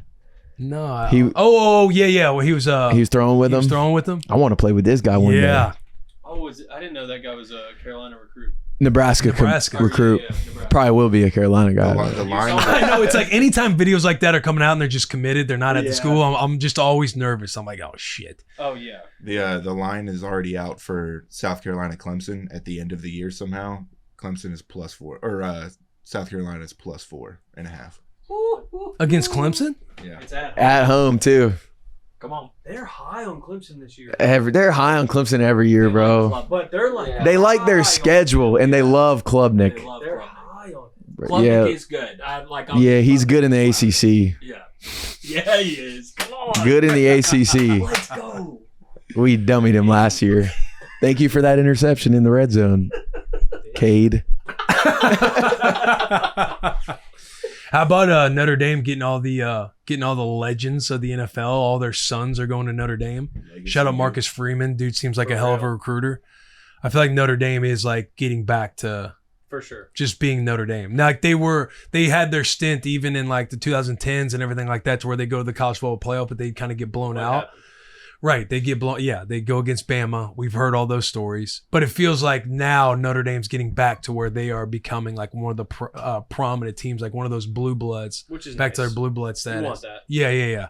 Happy for Shane too. Yeah. Happy for Shane. I think I watched Tires for the 3rd time already. Yeah, I'm interested to see Plexico Burris' son. Yeah, because you got He's gotta be a the freak. bus, Jerome Bettis, Larry Fitz, Thomas Davis, Larry Fitzgerald, Plaxico Burris, Jermichael Finley, and who's the other one? Bryant Young. Bryant Young. All their sons are going to Notre Dame, which I think is cool. You know, those dads are they're fired up to just be at Notre Dame. Yeah. Yeah. I feel like nowadays, I feel like we're seeing way more like family Yeah, I agree. families make it in both NFL and NBA. Yeah. It's going to be fun, man. Yeah, it's You nuts. guys see the we'll hit this and then we'll get into the Brock Purdy interview. Did you guys see the Cam Newton Jalen Hurts debate going on? I did. Who do you have? I think it's Cam Newton. Gotta be. Has to be. I mean, Cam Newton, it's like they're both great. Right. Jalen Hurts, great player. But Cam Newton is somebody that you had to game plan for. Like when you're playing the Carolina Panthers, it's, hey, this team runs through Cam Newton. It runs through the one. It runs through jersey number 1. And so you would have to do everything around Cam Newton. Jalen Hurts, hell of a player, has stats. His stats will probably be comparable because where he's at now compared to where Cam Newton was, seems like they're on track. He's got a few more rushing touchdowns. It's like, okay, yeah, 5 guys push you into the end zone. But his stats are there to where it could be like a debate or an argument, so to speak. But bro, you're not game planning Jalen Hurts the same way that you would game plan Cam Newton. Like on the Eagles, you got Saquon Barkley. They've been known for their line of scrimmage for like the last decade, it feels like. They got A.J. Brown, Devontae Smith. They got all these weapons. Now, Carolina had great players on their team too, but I'm telling you, the entire pulse, the entire game plan was around Cam Newton. Yeah, who was Carolina's best receiver that Cam played with? I like Steve Smith. I mean, Steve Smith was a dog. Well, Greg like- Olsen was a dog. But he was older though. I feel like Yeah. Yeah. And No, you're right. In there, Ted Ginn, but bro, there's a horrible highlight tape out there. They're like, y'all want to have this argument? Look who Cam Newton was throwing to.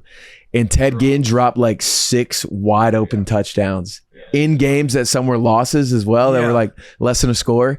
And I'm just saying that Cam had a lot of good players, a lot of good talent around. They had good defense. I mean, Luke Kuechly, you had Shaq. Davis. Yeah, Thomas Davis, Shaq Thompson, their line of scrimmage with Starr and Peppers, Julius Peppers. Like they had some Josh Norman. They had some dogs. So when you say like Cam Newton didn't have as much to work with than Jalen Hurts, the argument will be, oh, he had great players. He had great teammates too. That is true. Like Greg Olsen was a beast. Steve Smith was a beast.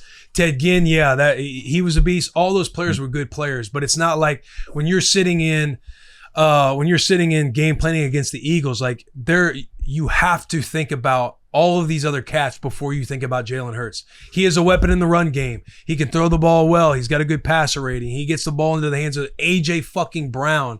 You got Saquon Barkley, and you're talking about the line of scrimmage, not in the same breath that you are when you're playing against the Carolina Panthers, because it's like everything runs through Cam Newton. To play devil's So I think it's Cam Newton.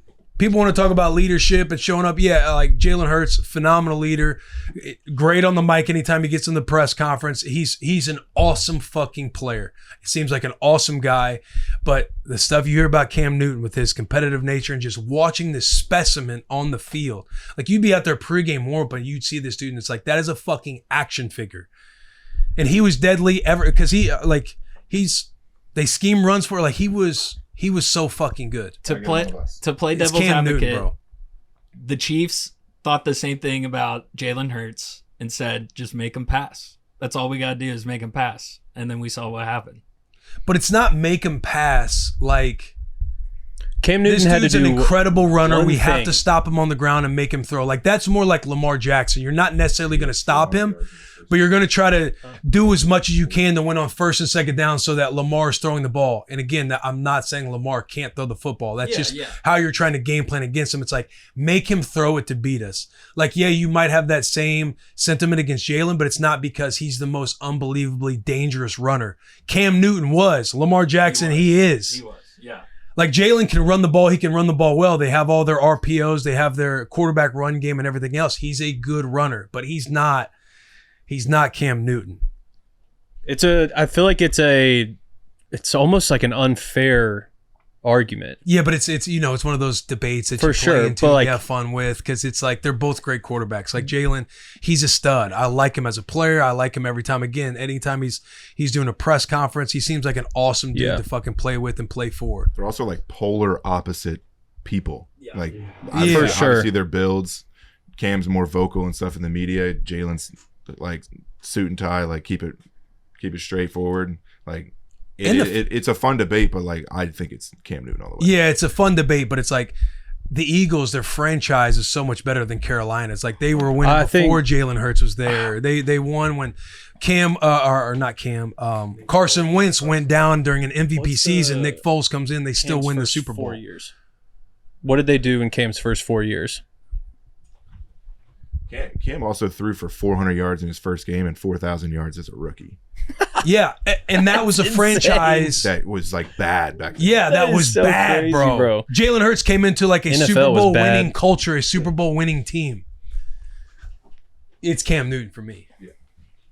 Gotta get him on the bus. Gotta get Cam Newton on the bus. I can't go with Cam. It just runs deeper than that. Yeah, you can't. I can't. Those are his first 4 seasons. I can't up see. there. What was Cam's first 4 seasons? What'd they do? 6-10, 7-9, 12-4, 5-8-1.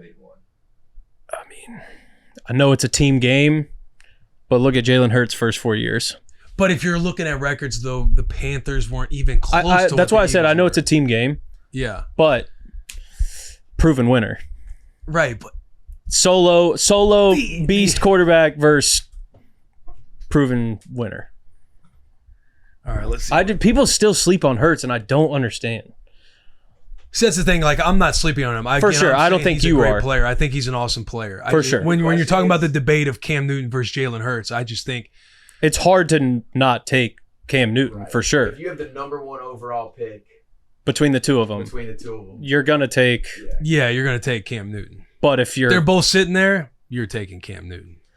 Yeah, It it's feels hard. like I can't say it, though. It feels like the beginning Pokemon selection of like Charizard, Blastoise. Yeah, what they're gonna evolve into. Yeah, yeah. Like, you know, And you're like, you know, Cam's gonna be a Charizard. Like Blastoise is cool too, but like a flying dragon that shoots fire, like is Jalen Bulbasaur? He might be Venusaur. No, not Venusaur. You got Ivysaur. That's like what's the middle one? You got Bulbasaur, Ivysaur. Ivysaur. Yeah, he's Yeah, Ivysaur. He I mean, he's on such a fucking. I just good think, team. And I don't say that to take away from him. I'm just saying he is on a fucking insane team. How long did Cam play? I'm gonna say like he played like probably 10 or 11 years, but those last 2 were on like the Patriots and Yeah. he went back to the Patriots. I'd be curious to see like at the end of Hurt's career what the conversation is. It's like if they were both on middle of the road teams, like Cam Newton can win you games. Right. Cam Newton, like it's proven that he's a superstar that can win you games. Yeah. We don't know that. Like maybe Jalen could, well, but we was don't the know that. That with was the Jalen. question early in his career with the Eagles was, I mean, we asked it last year for the Super Bowl. Like, would you rather have Pat Mahomes with 2 minutes left going full field or Jalen Hurts? And I'm pretty sure we almost all picked Pat Mahomes. Yeah. But Yeah. it's hard because No, that's a good point Because he he is on the- MVP. yeah, He it's took down the greatest dynasty, one of the greatest dynasties of all time in the Chiefs. But it's just so hard to compare these athletes in a game that is such a team game. But if you're just Cam's looking like at 6'6", pure ability, man, 250. I think a Cam good- Newton is a psychopath out there on the field. Yes, and I know that college isn't like a part of this argument, but to G's point of like what do they bring to their team? They went 14-0 his Heisman season, national championship season. That same roster, similar roster. There was they had that really good running back that also Cadillac? graduated. Yeah, Kind of like Mason. before. But the next Way year they before. went 8-5. And it's like 14-0 to 8-5, that's a big dip. In just one year. Yeah, we're talking about Cam Newton. Think about the quarterback room at Florida, though. People- Deebo and Cam yeah, Newton. I know. Pouncy Bros. But you Jordan could have. Reed. You didn't have to throw the football at Florida if you just kept both of them. Yeah. Laptop, man. Yeah. Damn, that laptop. man. Damn. Had to be a Dell. Killed the dynasty. Had to be a Dell. And it's funny, Eagles fans are probably like, oh, he didn't have, like, they're probably picking out a year to where Jalen did have, like, a adversity type it's year. I just, Still hard. Jalen did go to the Super Bowl before he had A.J. Brown and Devontae Smith, so. yeah. Yeah. To me, it's Cam Newton. Cooper Cam. Cooper Yeah. Comstock. All right, let's get to the He Brock is Purdy looking episode. beefy. Thank you guys for joining the boys. If you're watching right now, again, make sure you are subscribed to the channel. Leave comments throughout the interview. Big hugs, tiny kisses. Enjoy Brock Purdy. We interrupt this episode to bring you dude wipes. Are you fumbling the ball when it comes to getting a confident clean in the back of your end zone? Make the right play, call an audible, and switch from dry toilet paper to wet, extra large dude wipes. Why? It's simple. Wetter just cleans better. And dude wipes are wet and extra large, so they clear, never smear your rear. So when you got to go number 2, be sure to bring the number 1 product in clean. Dude Wipes, the GOAT of cleaning your keister, available on Amazon and at Walmart nationwide. Dude Wipes, best clean, pants down. Back to the episode. Ladies and gentlemen, welcome to another episode of Bussin With The Boys. We are presented by Bud Light. Bud Light is always brewed with 4 simple ingredients for clean, crisp taste. Bud Light is the official beer sponsor of the NFL, the NFL Draft, Tight End the UFC, Shane Gillis' 2025 tour. Bud Light partners include Peyton Manning, Taylor Lewan, George Kittle, Will Compton, Baker Mayfield, Emmitt Smith, Shane Gillis, Post Malone, and Dustin Poirier. Do us a favor, stock up now on Bud Light. That is, you can find that www.budlight.com/locator to find a store near you. Easy to drink, easy to enjoy. Our guest today, at one point in time, was a Iowa State Cyclone. Sad. Mr. Irrelevant.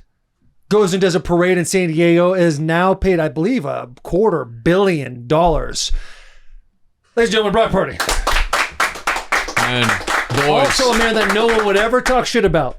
Ever. Ever. We'll get to that later. Whatever we got say time. We got anything we have bad space about. for that. We'll have space for that in a little bit. And also from Arizona. Did you know that? Yeah. I did not know he's from Arizona. Yeah. I know his brother was on the Huskers for a moment. That's right. Was really hoping he'd bring us back to superstardom. You were hoping for a Brock Purdy Yeah, in 100%. Husker uniform. Because Brock was spinning it, and I'd see Chubba Purdy, and I like, okay, let's see what this kid's got. Thinking that we're going to go, this is where we make our national championship run. Yeah. I want to say he was 2022. Yes. Yeah, 2022. Was that when we were the greatest 3-win team in college football? Could have been. You guys are the Or was greatest that almost team of 2021? all time. 2021, you missed it by a year. That was probably Scott Frost's last hoorah. Last They were- hoorah. Yeah, last hoorah. Dude, not since we're kind of on the college thing, how was high school recruiting for you? I mean, for me, it was all last minute. Same thing. I was like still the guy that, I don't know if I hit a growth spurt late is what you want to call it, but I was just overlooked. And the last 5 weeks before signing day is when I got the offers coming through. So I'd take like 5 trips in a row and then decide and sign. No So, shit. yeah. Who was the Speed 5 dating. squads? My boy was It speed dating was, out of here. I mean, it was so random. It was Boise State, Iowa State, Alabama, Texas A&M, and UCF. Did Alabama So- and A&M offer? Yeah, yeah. But it was more like, you know, A&M was legit, but the Bama offer was like, hey, we need a guy to fill up this roster. It was like a couple weeks after Tua threw that touchdown in the Natty, so like Yeah. they didn't have anyone like to Jalen sign. Hurts, Tua, Yeah, yeah. So yeah, Dude, hit me with the names again. It was A&M, Alabama. Alabama, yeah. Iowa State, Boise State, Boise State, UCF. UCF, Yeah, BYU. no, No not BYU. no, Something sir. about 'em.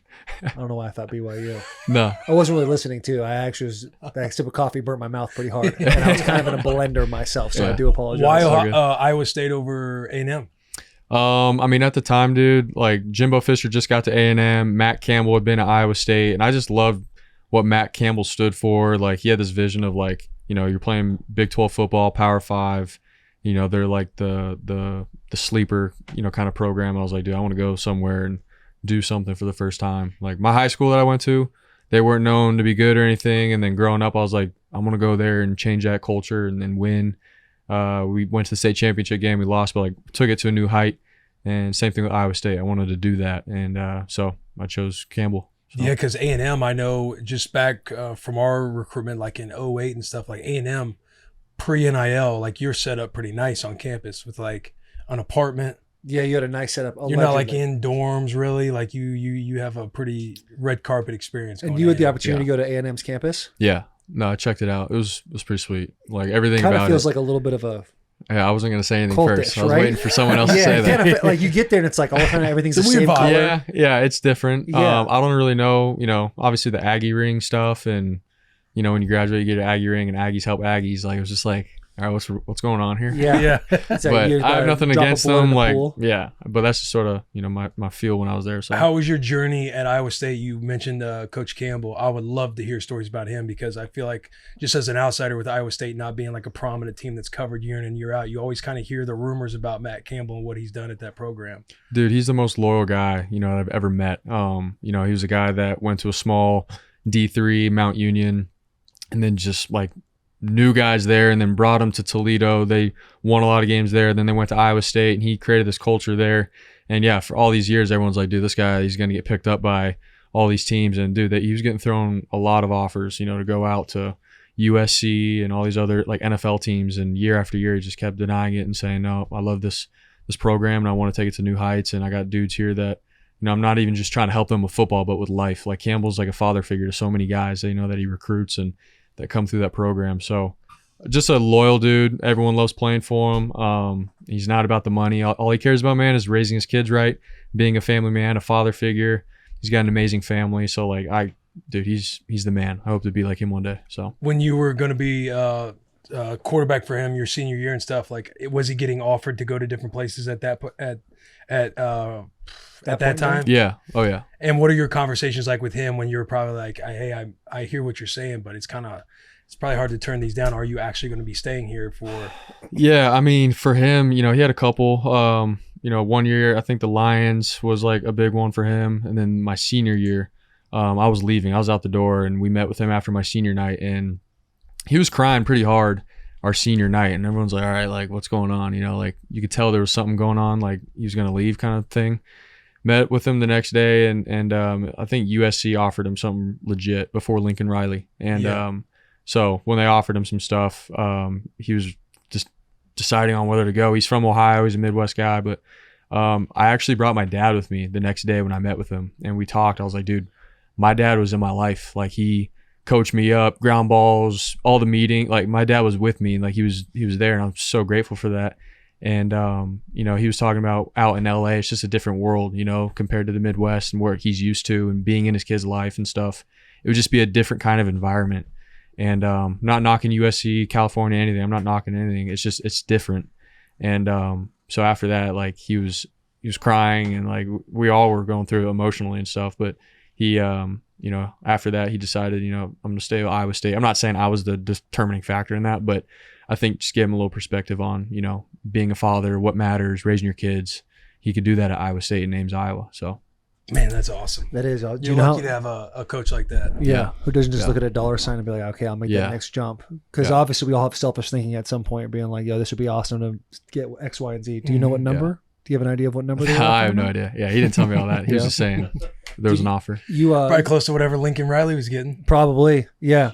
You mentioned like being in high school and then choosing to go to a high school because you wanted to change the program. You go to Iowa State because you want to be a guy that changes the program. Have you always been like that, or is that like, you know, something you learn, like, okay, if I want to make a huge mark, this is how I got to do it? Like, what happened for that to happen? Dude, growing up, like, my family and I, we always talk about it. I always wanted to be on like the worst teams, like, just to show everybody. Like, there's this little edge on me or something where I was like, I'm going to show everybody with what is dealt, like what I've been dealt with. Like, I'm going to try to make something cool out of it. And that's been all the way back to, you know, Pee-wee or whatever, like just growing up, like in the backyard, dude. I want to pick the worst kids, like our buddies that weren't that good.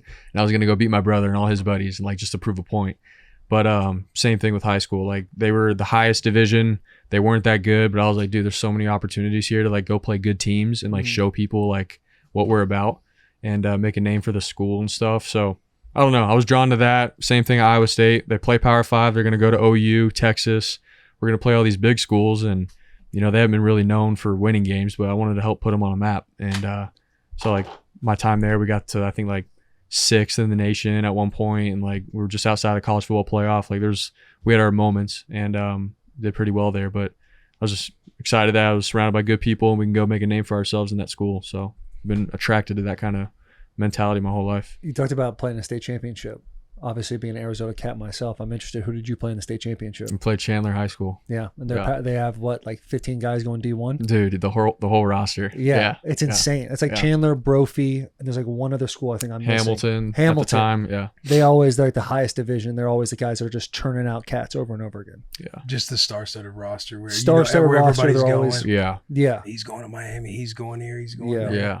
So didn't get a state championship, huh? Yeah. We got into the fourth quarter, lost by a touchdown on those guys. No shit. Yeah, we kicked an onside kick, and we got it. But one of the kids on the opposite side of the field like ran a little early, was offsides. Oh, petty bullshit. We had to re-kick it, and then we didn't get it in those game. How when you guys going back and watch that film, did you see the kid going a little faster or starting a little early? Like slightly. Like, okay, so it was a questionable call. Yeah, ticky-tack. Yeah, it was ticky-tack for sure. Okay, so you're thinking there was the Illuminati of high school football in Arizona was like, we can't let this happen. Yeah. We can't let these underdogs take down a... Yeah. No, it was sad. Going into your going into the draft, like what were you hearing the potential of going into the draft? Because you obviously have a hell of a senior year. You did what you did in high school. You're kind of doing the same thing at Iowa State.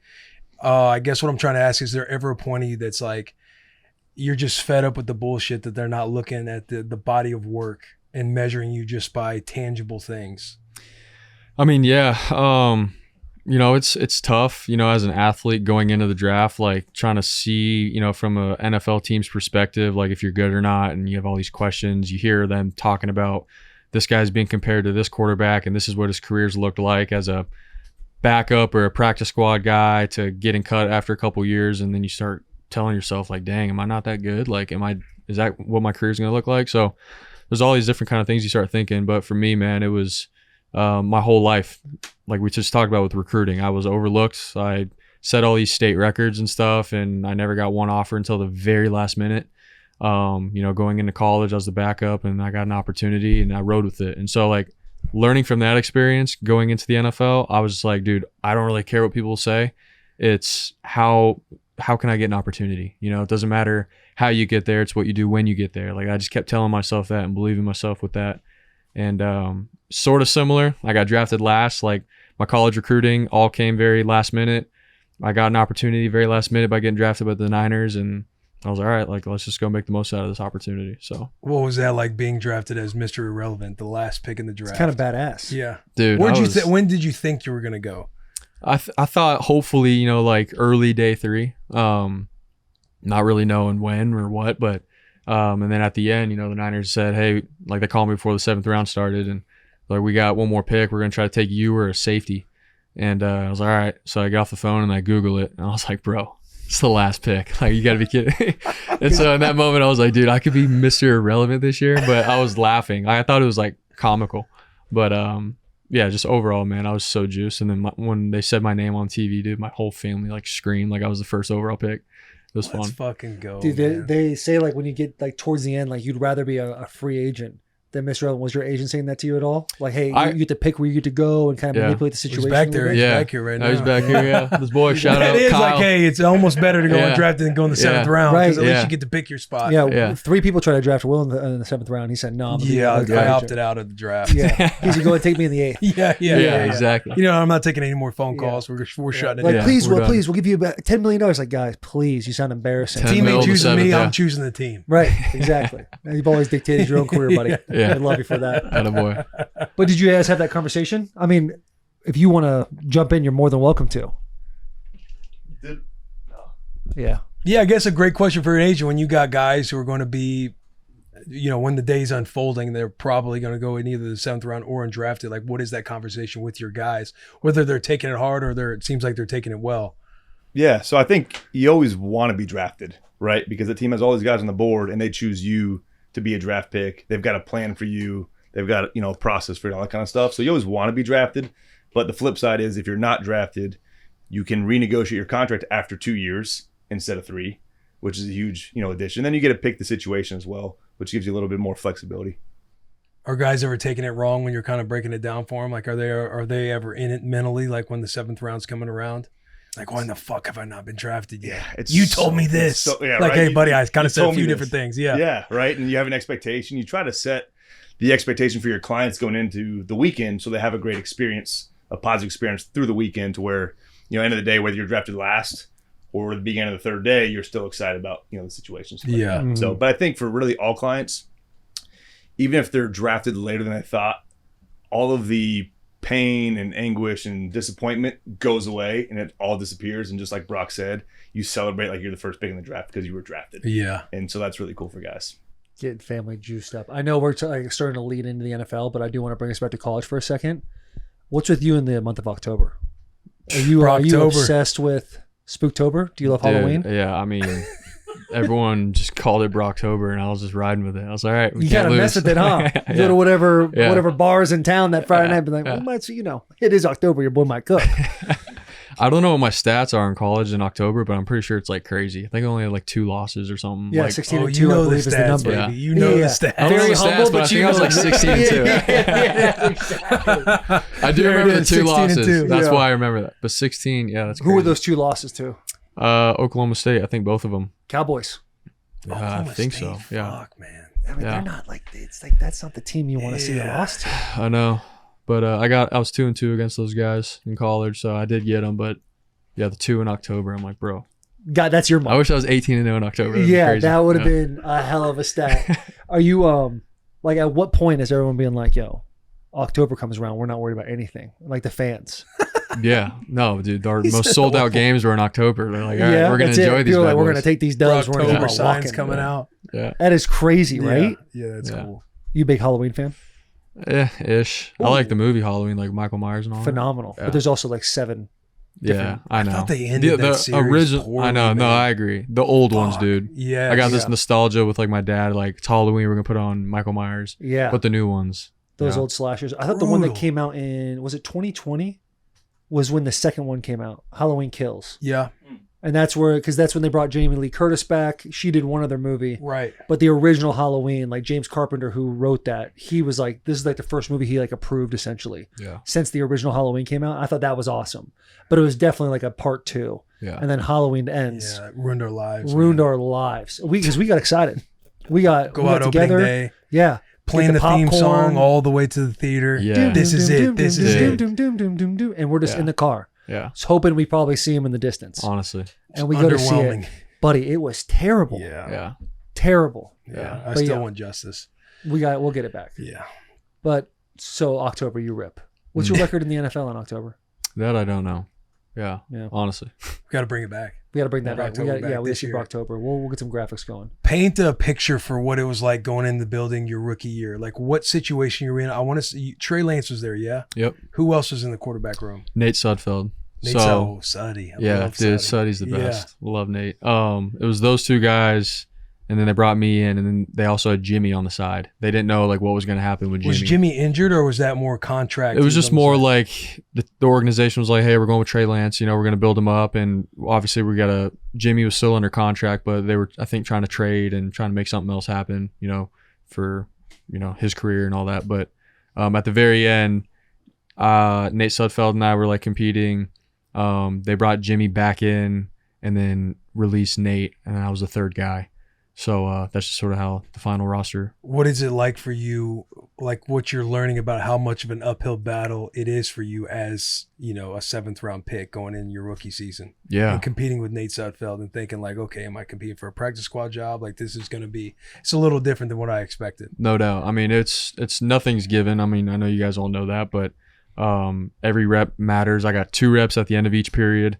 And that was my opportunity, like every day, to show the organization and my teammates like what I was made of. And so Nate got a lot of the second string reps and whatnot. And I absolutely love Nate Sudfeld. I know I said that, but nothing but respect. He took me in, man, taught me a lot of things, just how the NFL works and stuff. He was great, and so did Trey. But that's just the NFL. You got to compete, and for me, it was I got to go out there, and I have nothing to lose. Exactly, like I just got to go show these guys that.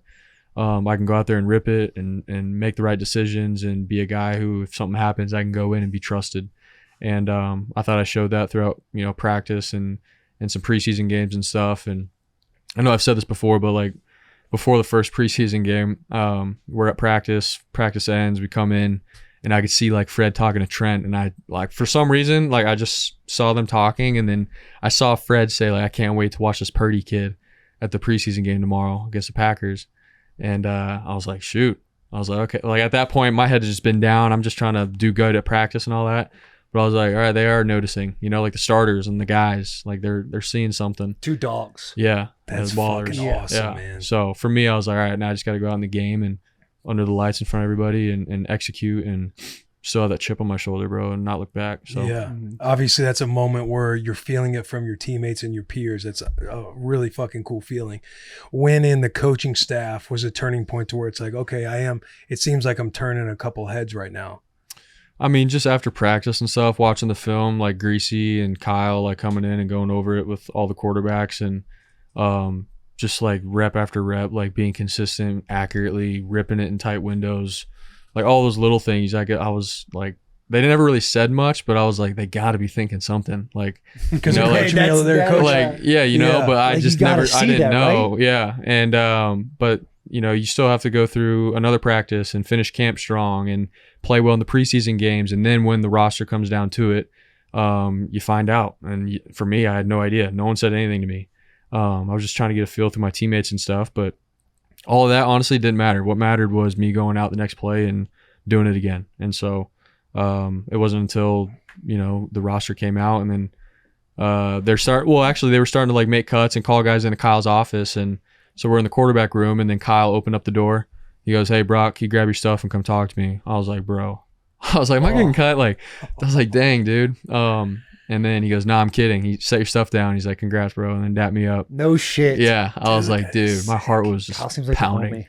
But I don't know. All those moments were it's wild because it's like, oh, they're starting to coach me a little bit harder right now because you kind of just don't know. And for everybody like listening and watching, it's like when you're at the bottom, you're kind of just, you realize like you're kind of, there's zero focus on you. If you work out, great. If not, like, you are who we thought you were. And those moments, I remember being in the linebacker room before our first preseason game at Tennessee.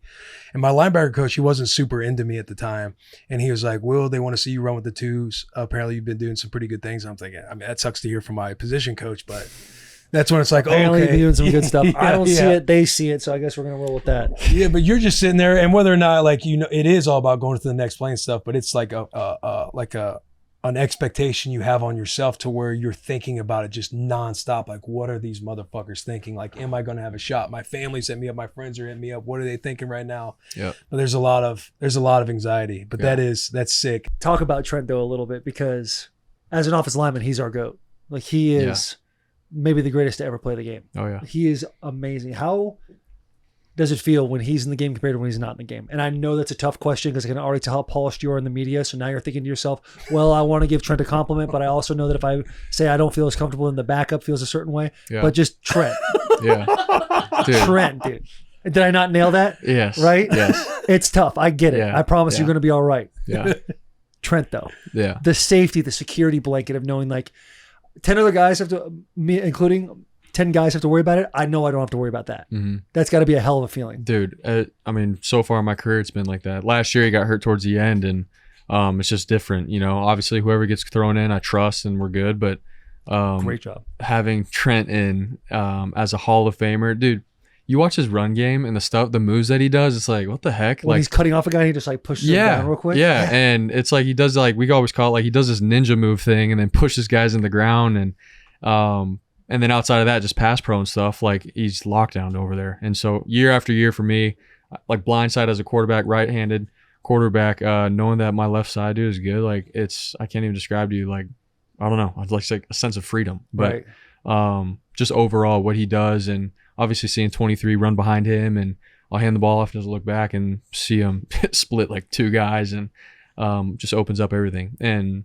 I don't know, it goes hand in hand with everything. If you can run the ball, you get the pass game so much better. And so the fact that he's so good and dominant in the run game year after year, because he's getting older, obviously, and we always ask ourselves every year when he comes back, we're like, is Trent going to be the same? Is this still the Trent Williams? Like, dude, year after year, he's the same guy. And anyways, absolutely love him. For me to be a quarterback in the NFL and have that guy blocking for me, dude, didn't get any better. When you're in the middle of the season and he gets an ankle or something like that, during the week on that Wednesday, Thursday, Friday, you checking in that training room, be like, hey, so how's Trent doing? I'm always checking in. You got to make like, sure. Hey, hey, I know how all the boys are doing, but how's Trent going right now? Is he going to be all right? Yeah. No, he's my like little safety blanket. I'm like, I need my Binkie and I need him to be in the game. But no, dude, and it's funny, he'll go through an injury or whatever, and then he's real with me. He's like, Brocky, like, I'm good. I got you. Just wait. Like, Sunday comes around, I'll be good. And he's right. He goes out there and kills it.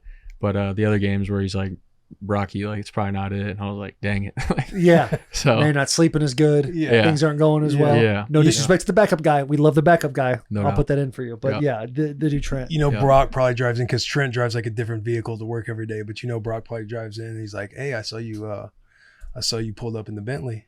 You feeling pretty good? Yeah. Got to feel nice about that. That's the healthy car. Yeah, that's the healthy car. If I'm playing that correctly. Feeling pretty good. And it is October. I go off in October. You off some Drake when you were pulling up. Yeah. Seems like you're in a good mood. Yeah. Dude, last year he got a driver and we were all joking around. We're like, dude, and he just like comes right in and he's holding a baggie and all these things. We're like, bro, did your driver give you all those snacks and stuff? And like, he gets DoorDash basically to work every day. Like, we just like joke around. Like, Trent just pulls up in a new car, new driver. And he's a different driver. Yeah, I'm like, what is going on? That's like another world. Were you insecure about giving him a Toyota for Christmas? Yeah, I felt like I literally went up to him and I was like, hey, dude, like, you know, Toyota's helping us out. We got 10 of them for all the O-linemen and stuff. Like, just curious, like, do you still want yours or not? And he's like, hell yeah. He's like, I'll paint that thing pink. And I'm like, all right. So, okay. But then sure enough, he forgets about it somehow. Everyone gets their cars and stuff. And they're like, Trent, like, what'd you think about yours? And he's like, Brock, what did I get? A truck or a car? And I was like, bro, Trent doesn't even know. That is so funny. And then George is like, bro, like, George is trying to, you know, bargain to get Trent's Toyota.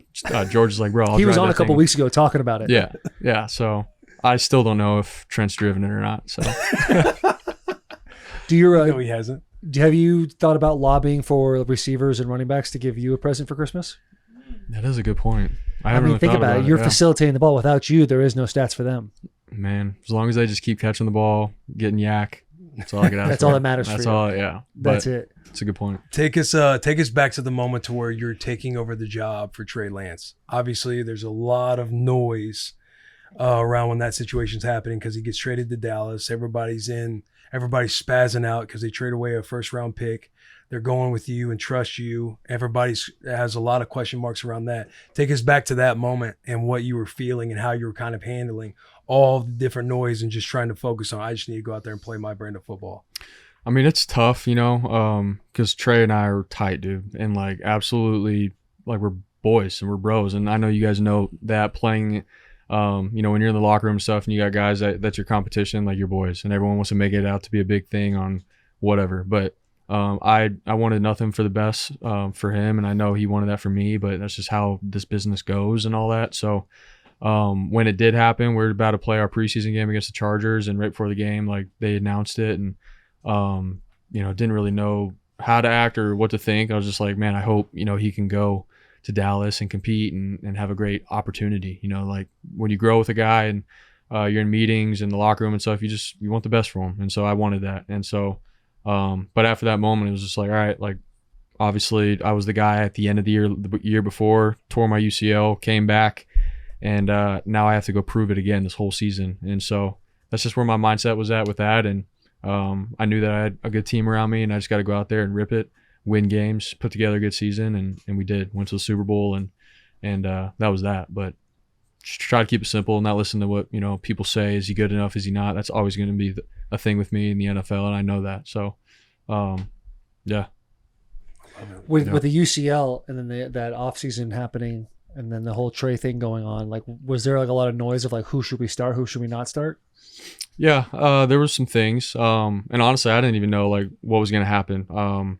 My clear date was like right at the end of camp, right before the season started. I had to go 2 practices on, 1 off, 2 on, where all the other quarterbacks are getting all the reps like for that practice that I wasn't playing. So like there was a bunch of questions I think for all of us, like, will I be back? Will I be healthy by the time season kicks off? Will Trey end up starting because of my arm? Like all the things I didn't know, and so. It really wasn't up until the very last minute where I was like, no, I'm good to play, and was playing well in camp. So, Niners made the decision to trade him. So, How hard was that recovery with the UCL? Dude, it was a grind. I mean, you tear it, what was that, late January, and then you get back for, what is that, first game in August or whatever, September.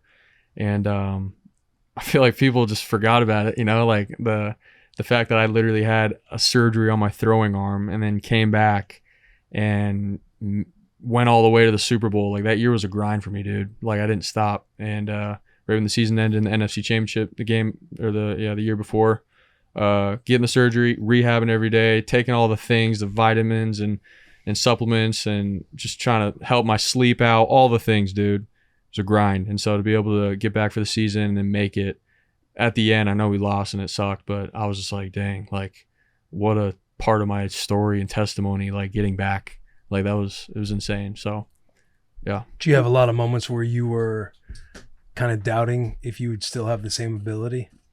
Yeah. I mean, I had no idea. Dude, this is my, like, you talk about Tommy John in baseball and stuff with pitchers. Like, I know they always say, oh, you come back stronger and stuff if it goes right. Like, you just never know. But for me, I was in, uncharted waters with everything when it comes to surgery. I never had a major surgery like this, and for it to be on my throwing arm, I was like, dude, like, I'm trying to get back in 5-6 months, where other guys, Tommy John and stuff, can take up to a year and more.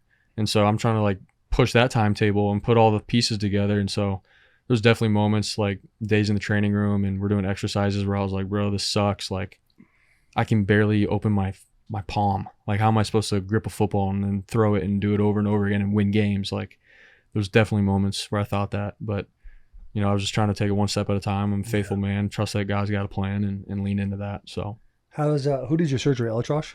No, Keith Meister in Dallas. In Dallas? Yeah. And how long? What was like that process like? So, NFC Championship game happens. Yeah. How soon are you in Dallas?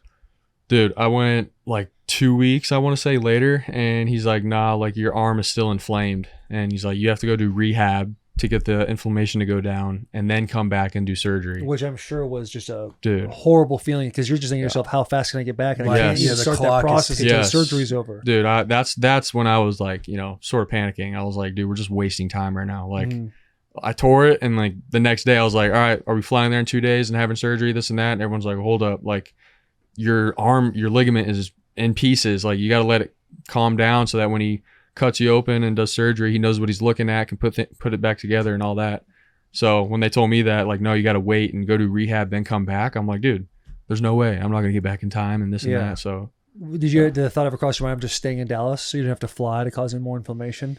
No, we asked that question, like, is the flying in the airplane and all that going to blow it up? And they said, no, like, you can do your rehab, get on a quick plane flight over and you'll be good. He has done it with pitchers all the time. So What's the functionality like when you tear it? Obviously you try to go back in the game. We'll get to that game in a little bit, but like between the time of after that game, you go to Dallas and then you finally get the surgery. Like, are you able to move it? Like, how does it feel? How's it operating? Does it feel like kind of normal at times, but then other times you like move it a different way? correct. Yeah. I mean, grabbing stuff, and I could like lift light things. I was fine with that. But the moment it went back, like when you stretch on that ligament, like it was just space opening up and it would just zing my whole arm. And so it was about a month of that, and trying to get the inflammation to go down so that we could have surgery. But So you're in the middle of February before you had that surgery. correct. No, I think March. March. Yeah. March 10th or something. And in your like that. mind, you're just thinking I've wasted a month. Correct. Yeah. At that point. And And they how- were saying like 6 months is what you're going to need, to get back. And then March 10th till whatever, like I actually came back a couple weeks early if you actually look at it. So How did you work through the process of like not pushing it so hard as opposed to like not doing enough? Like, where'd you finding the balance? Because you strike me as a cat that's like, you're going to put the work in. You're not let the main thing be the main thing consistently. yeah. But like when you feel good and trainers are like, hey, I'm just telling you, you might feel good now, but let's take a little bit of space here. Like, how receptive are you to that kind of communication? No doubt. I mean, at the time, man, it was about my career, not just that season. Like I wanted to make sure that my arm healed right, that I had, enough, like it was good when I came back 100% to go and compete and put good film on the tape and not just be out there just early, just to be out there. Like I wanted to make sure that I was taken care of even after the season, that I could throw. And this is how I make my living. And so wanted to do it right. Obviously I was going to do every little thing to speed up the process and all that, but I trusted in the trainers and everybody. And we had a big collaboration with everybody, the surgeon, our trainers, everybody. And I trusted in our timetable, our plan, and I just went after it that way. But when it comes to like sleep, nutrition, all that stuff, that sort of opened my eyes into like, what inflames the body, what doesn't, the foods and things that you put in, all of it. And so going through that sort of opened up my eyes with that, just with my career as a whole. But it's balancing that and not just trying to get back so quick and holding on to it tightly. Like that's where my faith comes in, man. Like holding it loosely with, God and just going hard with where he has me, but not trying to control it on my own. Like whatever happens is going to happen for his reason. So What from the nutrition, sleep standpoint did you learn that you didn't know then that some kids probably listening to right now and probably going through an injury and might not know that you could share? dude, like staying up late, blue light on your phone, like how bad that is for you. And there's so many times like before bed, like I'd be on my phone and I'd be like, I'm gonna just check my phone, and then I'm on it for another 30 minutes, 45 minutes, hour. Yeah, it gets you, dude. Dude, that blue light is like so bad for you, late, and just your circadian rhythms and sleeping and all that. And so getting a legit 8 hours of sleep, trying to read beforehand, like a book or something to sort of get your body down. And then just all the sugars and the toxic things. Like my wife, she's like one of those crunchy girls now. Like she has all like the healthy things and healthy foods, and like I'm talking everything, man, from flour to candy, like cutting out seed oils, all those things as best as you can, and staying disciplined, and you see the results. So it's a crazy wormhole to go down, huh? Yeah. When you start to unlock like the level of like health, and you're like, okay, this is good. Then you see like, oh, there's a whole nother level here, and it never really ends. Yeah. Have you ever looked at like Ben Greenfield or Andrew Huberman or anything like that? Yeah. Those guys are kings. Are kings. Yeah. That was our thing when we met. He came over from the Redskins. Like our whole thing was accountability buddy. So we do like Ben Greenfield's protocols? Ben Greenfield was a lot of it. Yeah. Yeah. Like Because sauna BPC protocols. 157 was still legal back then. Yeah. Which I wish you could have had. We were ahead of our time. Ahead of our time. We just knew the game better than the rest. Yeah. Mm-hmm. Were there people you're leaning on throughout this recovery process when times are down or low, like somebody you're on the phone with?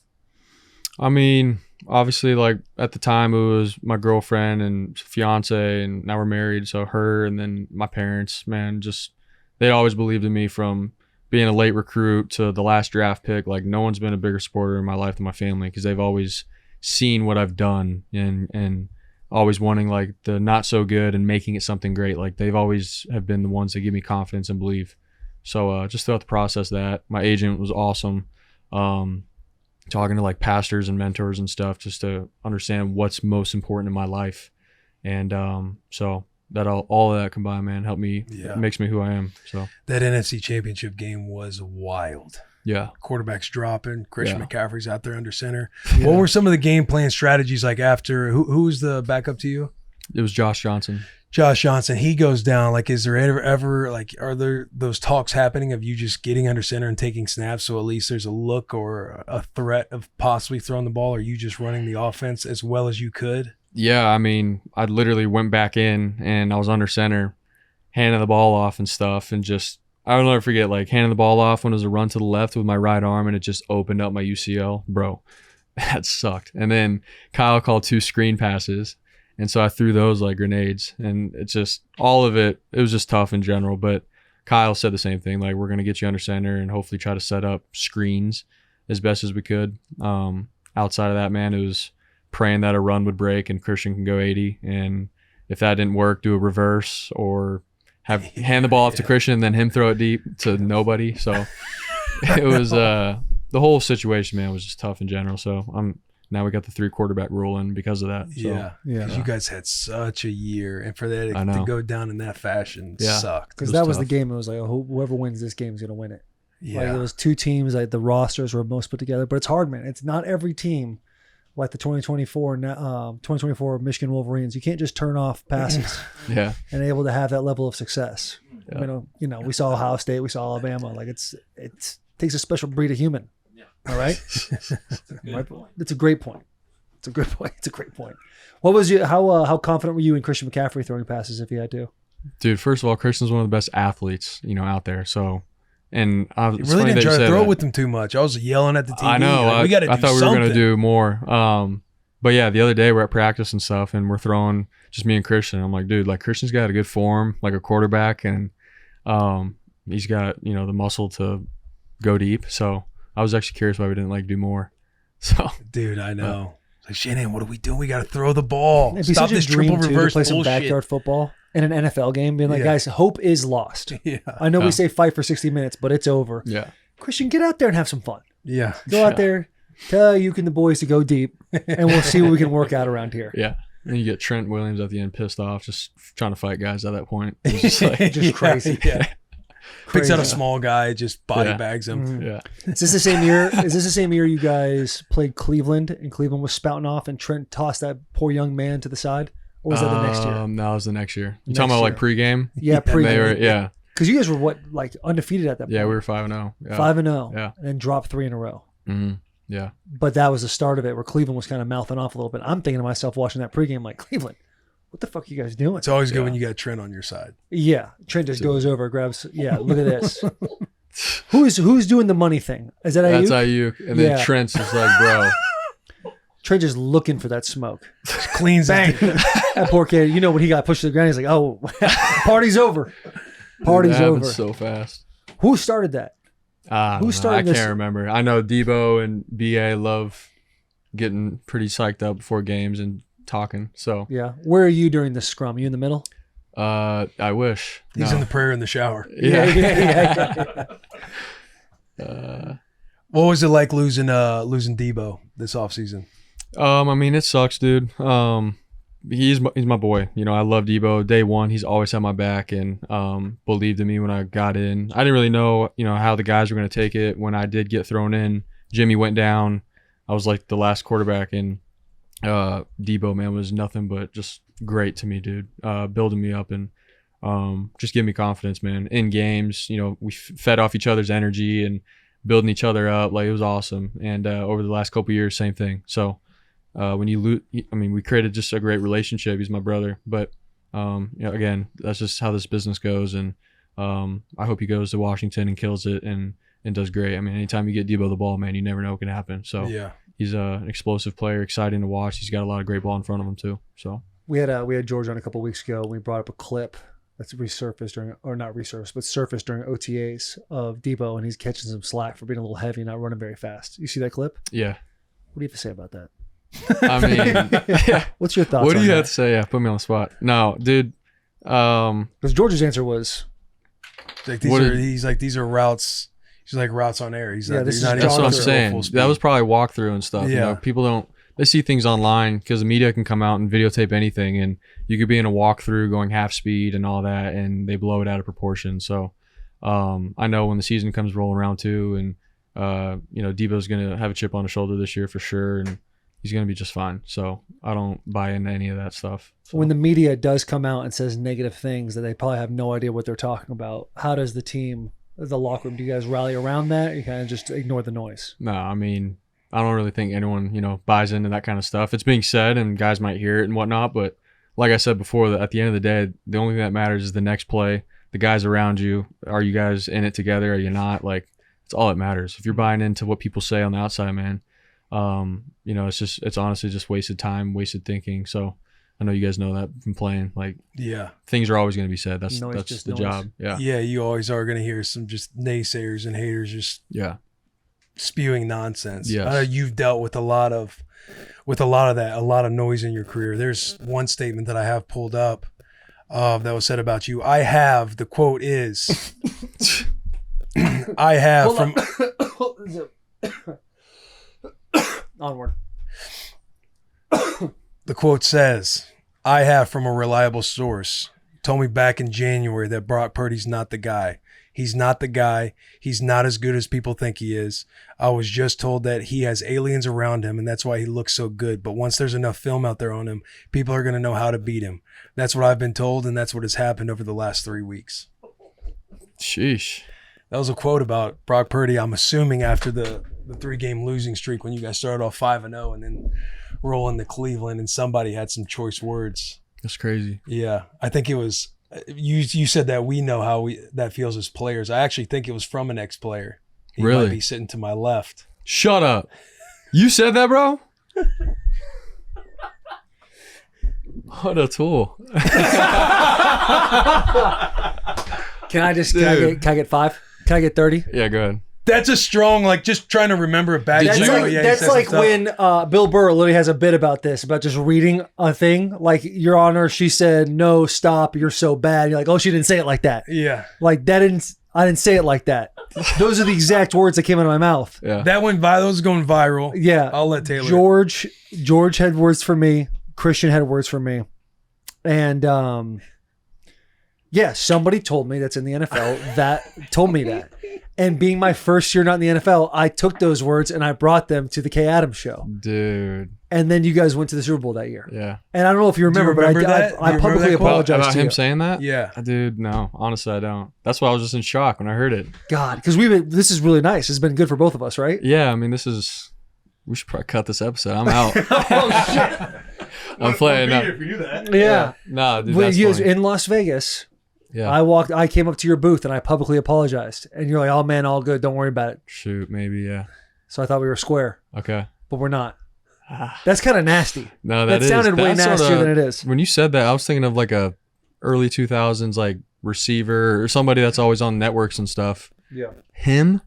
Oh, you were actually surprised Taylor. learning that it was Dude, him. yes. He's Yeah. over here drinking his water like he's all innocent, dude. I was thirsty. That's crazy. Thirsty for justice, and I'm glad we're getting Dang. it. That's What all were you good. pulling this up for, Isn't that Sherm? nuts? This is my pitch. Oh, I that's don't know your why pitch? Sherm wants to bring this up. So I should listen to this kind of criticism. This kind of athlete. Yeah. Bro. That's wild. He said this kind of athlete. He doesn't know my stats. What He are your doesn't know stats? We were stats. arguing earlier on the episode that drops tomorrow that I was like, hey, I don't know if you can claim elite athlete. Like, you were elite at blocking people and being a football player, but I don't know if you can claim elite status, athlete status with a throw like that Yeah. publicly. No, yeah, I agree with that. That was I can bad. tell I become the villain in your mind. Yeah, dude. That Dude. chip you always talk about how I always bet on myself. Like there's gonna be a photo of me Yeah. in your locker. Like, this guy never. Brock's Yeah, just I'll put thinking that like on he's a friend of the show and he knows this brand is a brand about being for the boys. Yeah. And he hears that quote and he's like, that's not That's a very not I was for gonna the say, boys dude, move. yeah. That's nasty. Taking Yeah. shots when they're on a 3-game losing streak. And Yeah. can I say, when I heard your reaction, Not saying at 5-0, 3-game losing streak. can I, by your reaction Yeah. of not knowing that was me, it's gotten 10 degrees hotter in here for me. Yeah. I'm sweating a little bit Yeah. because I'm wrong, right? I'm a wrong, nasty boy for saying that. Dude. Oh, really? What We're was gonna this? pull up this throw. We were talking Oh, you about had it one Let me too. pick this up, bro. Okay, first of all, I warmed up for like 20 minutes. I tried ripping it. Oh, It wasn't as bad, and it hit his Okay, glove. that's not as terrible. okay. caught Let's it. play this game. What position do you play? Quarterback. How much did you just get paid contract? You know. 265. And I know you don't play the social media game, but you probably saw Joe Burrow at Fanatics Fest. Yeah, I saw that. Yeah. So Okay, yeah, thank you. Are you trying to help me out right now? I'm trying to help us out. We're on the same team. Okay, We both okay. had bad pitches. Yours is Yeah. a little bit better than mine, no Yeah, doubt, but yeah. different positions. His was more Yeah. like what you Would you look- consider yourself an athlete? Me? Yeah. Yes, 100%. Elite?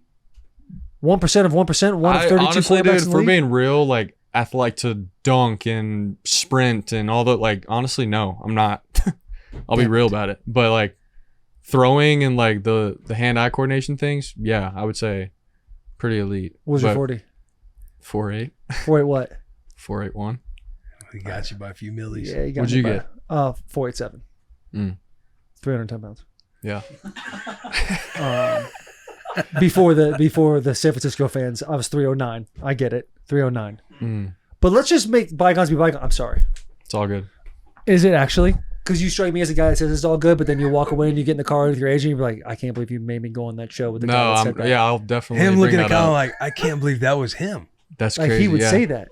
But just know, me and I really- Christian, me George and or George, CMC, David, they didn't for say sure. Don't that vouch to for you? me. Don't vouch. We're boys. No, I agree with what you said, dude. Like the show's called Bussin' with the Boys. Like we're supposed to be boys.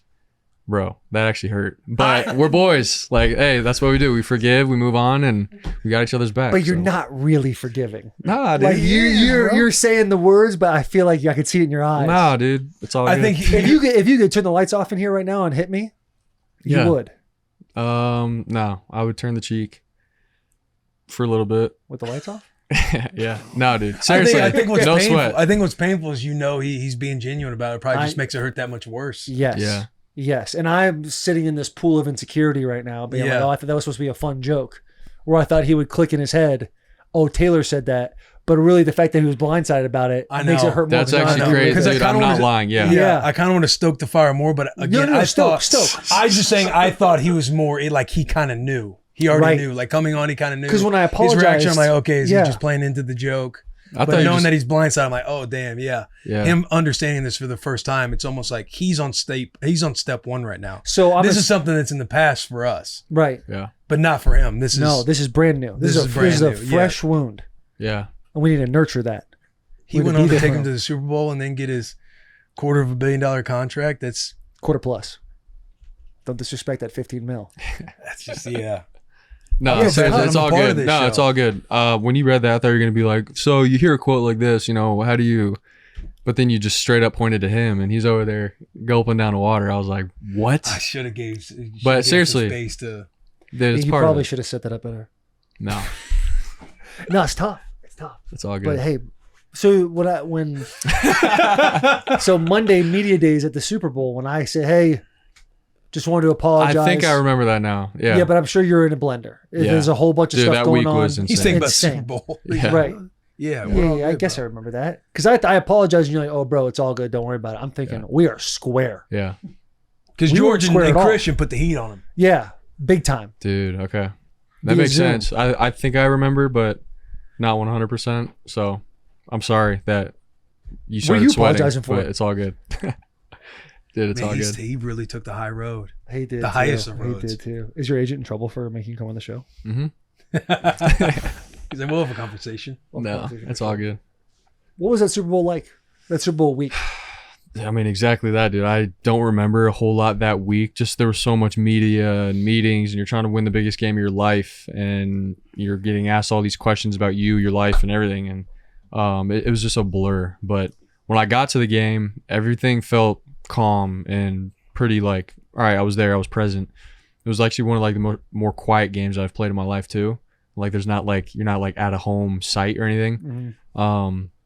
So just the in between stuff, it just felt sort of quiet, but like, dang, dude, I'm in the Super Bowl. This is crazy.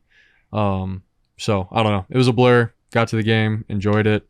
Wish we would have won, but obviously, like I'll never forget coming that close and then not finishing. So that's just the taste I got in my mouth now, and a lot of us do still. So yeah. We interrupt this episode because we are brought to you by Neutral Vodka Seltzer. Have you tried Neutral? If not, you are missing out. Neutral is so much better than any other seltzer that I've tried. It's made with real vodka and real juice, and that's what makes it delicious. Neutral comes in a variety of flavors. One of my all-time favorites, black cherry. They also have new flavors, lime and strawberry. Neutral is the perfect drink to bring when hanging with friends because it is such a crowd pleaser. Whether you're watching at the bar, watching a game at the bar, in the backyard with friends, or at a tailgate, bring Neutral. Again, let me just rip off these flavors: black cherry, pineapple, orange, watermelon, lime, and strawberry. Neutral. Keep it tasty. Back to the episode. You guys having a lot of success like earlier in your career, and this last year you guys hit a lot of bumps in the road. What was this past year's experience like compared to, obviously you're used to kind of winning with San Francisco? Yeah, I mean, first 2 years, that's all I knew. Even before I got in, we were 4-4 at one point, and so I was like, all right, who are we? And then we got on a roll. And towards the end of my rookie year, when we won all those games going into the playoffs, I was like, bro, this is what San Francisco football is all about, like winning and finding a way no matter what. We can be at any moment in the game, we're going to find a way. And same thing, sophomore or the second year in the league, get to the Super Bowl, like that's just what we knew. And then last year, it's like we sort of gave up some of these games, didn't finish, and then our record started going down, and it's like, oh shoot. And then we get to the end, and it's too late to try to get back in for the playoff run. So that's when I was like, all right, this is different. Knowing that we got to get ready for like 2 or 3 more games at the end of the season, and we know we're not getting in the playoffs. Like, dude, it's just different. The vibe in the locker room, guys showing up to work, wanting to win, and like it's just different. And so, for as crazy as it sounds, I'm trying to take it and learn from it and make it a good thing. Obviously to stay away from that kind of feeling and all that. But it was definitely like a little wake up call because teams go through that every year, and I never have up until last year. And guys have told me, teammates have told me, like, bro, trust me, the worst is like, you get halfway through the season, you're not making it, like try showing up then for meetings and holding guys accountable, and like that's a dark place to be. So guys start talking about Cabo and all these things, yeah, like they're not all the focused trips on the week in and week out, thinking about their contracts. Are you even going to be here next year? Like all that stuff, where years past it was now like we're trying to make it to the Super Bowl, we're right there, we go to the Super Bowl, everyone's all into the last game. It's different. I never experienced something like that. So what's the expectation going into this year? I mean, got a bunch of young guys, free agency. We lost some dudes, Greenlaw, Hufunga, just like guys that have been staples for our organization and stuff over the last couple of years. So when you lose guys like that, it's like, all right, who's going to fill their spot? What's that look like? And we're going to have a young team. We got some young guys that need to step up and learn fast, Yeah. We still got our core guys though, Bosa, McCaffrey, Juice, George, Fred. So like we still got the guys to go and do it. It's just going to look a little different for sure. Yeah, you guys got a squad. You guys have a fun locker room. Yeah, good too. locker room. Good locker room. We've had a bunch of guys on. Fred, you weren't able to be a part of that Fred episode, but Fred was. Yeah, he was just a homie. Yeah, he was just great to be around. Yeah. I had something and then I forgot it. I'm probably still in a blender about Brock hating me internally. You got it, man. Oh, Greenlaw tore his Achilles in the Super Bowl, correct? Yeah. And then he tried to come back. We had the same conversation with George, but I want to get your perspective on it. So the backup was playing, and then Greenlaw started to slowly integrate back in. And then the backup, I don't know why I'm forgetting his name right now. Campbell, he ends up essentially quitting on the team and is cut the next day. From your perspective, like what are you seeing and how is leadership handling that behind closed doors? Yeah, I mean, it was tough just because we sort of knew like the day or two before, like he was starting to show some signs of like, being upset about Greenlaw coming back and whatnot, which I mean, that's football, like guys get upset and whatnot. But to then going out in the field and him just refusing to go in the game, that's when it blew our mind. Even myself, like as a quarterback, I felt it on the sideline. Sometimes when things happen on defense or special teams, like we're so locked into our game plan on offense that it's tough to know what's going on with the team and stuff until you get in the locker room. And then all of a sudden, like we're on the sideline here and like dude, Devondre's refusing to go in. And we're all like, oh my gosh, like, this is the NFL. I've never even heard it. Like, my whole life in football, there hasn't been a teammate that's refused to play. Yeah. Right. This is crazy. And so I didn't even know that you could do that. Like, what? And so, I don't know, leadership, our whole team, we were hurt, you know, like there's so much pride, man, when you're a Niner or any team, like you take pride in like going to war with your boys and winning games and going through stuff. And then because one little thing doesn't go your way and a guy who's very well respected came into the picture, and then you refuse to go in for the boys, it's like, you know, come on, are you really one of us kind of thing. So it's tough. I don't want to just hate on them and stuff or anything, but it's a sucky situation overall. But I thought the way our organization, our team, everybody handled it was right. So, yeah, because I'm sure it was a media frenzy, a bunch of people trying to get some clickbait on all that. For sure, stuff. yeah. Dude, my rookie year, I think like the last couple of games, it was a 2-14 season. We sucked, and we had, I won't say his name, but we had a guy who was an offensive lineman that dressed for the game, and I was hurt. I had a high ankle sprain after playing Philly, and so I'm watching him walk on the field, and he takes 2 steps in the field and like feels like the grass, shakes his head no, and walks back in the locker room. Yeah. This is like after the 90 minutes, 90 everything. And so we had a backup left tackle, and then we had another backup offensive lineman as well after that. And it was a JJ Watt feast fest. He went nuts. There's like a viral clip of him being like, I don't know who's on the left tackle. I'm here all day. Yeah. I'm here all day. He had like 4.5 sacks.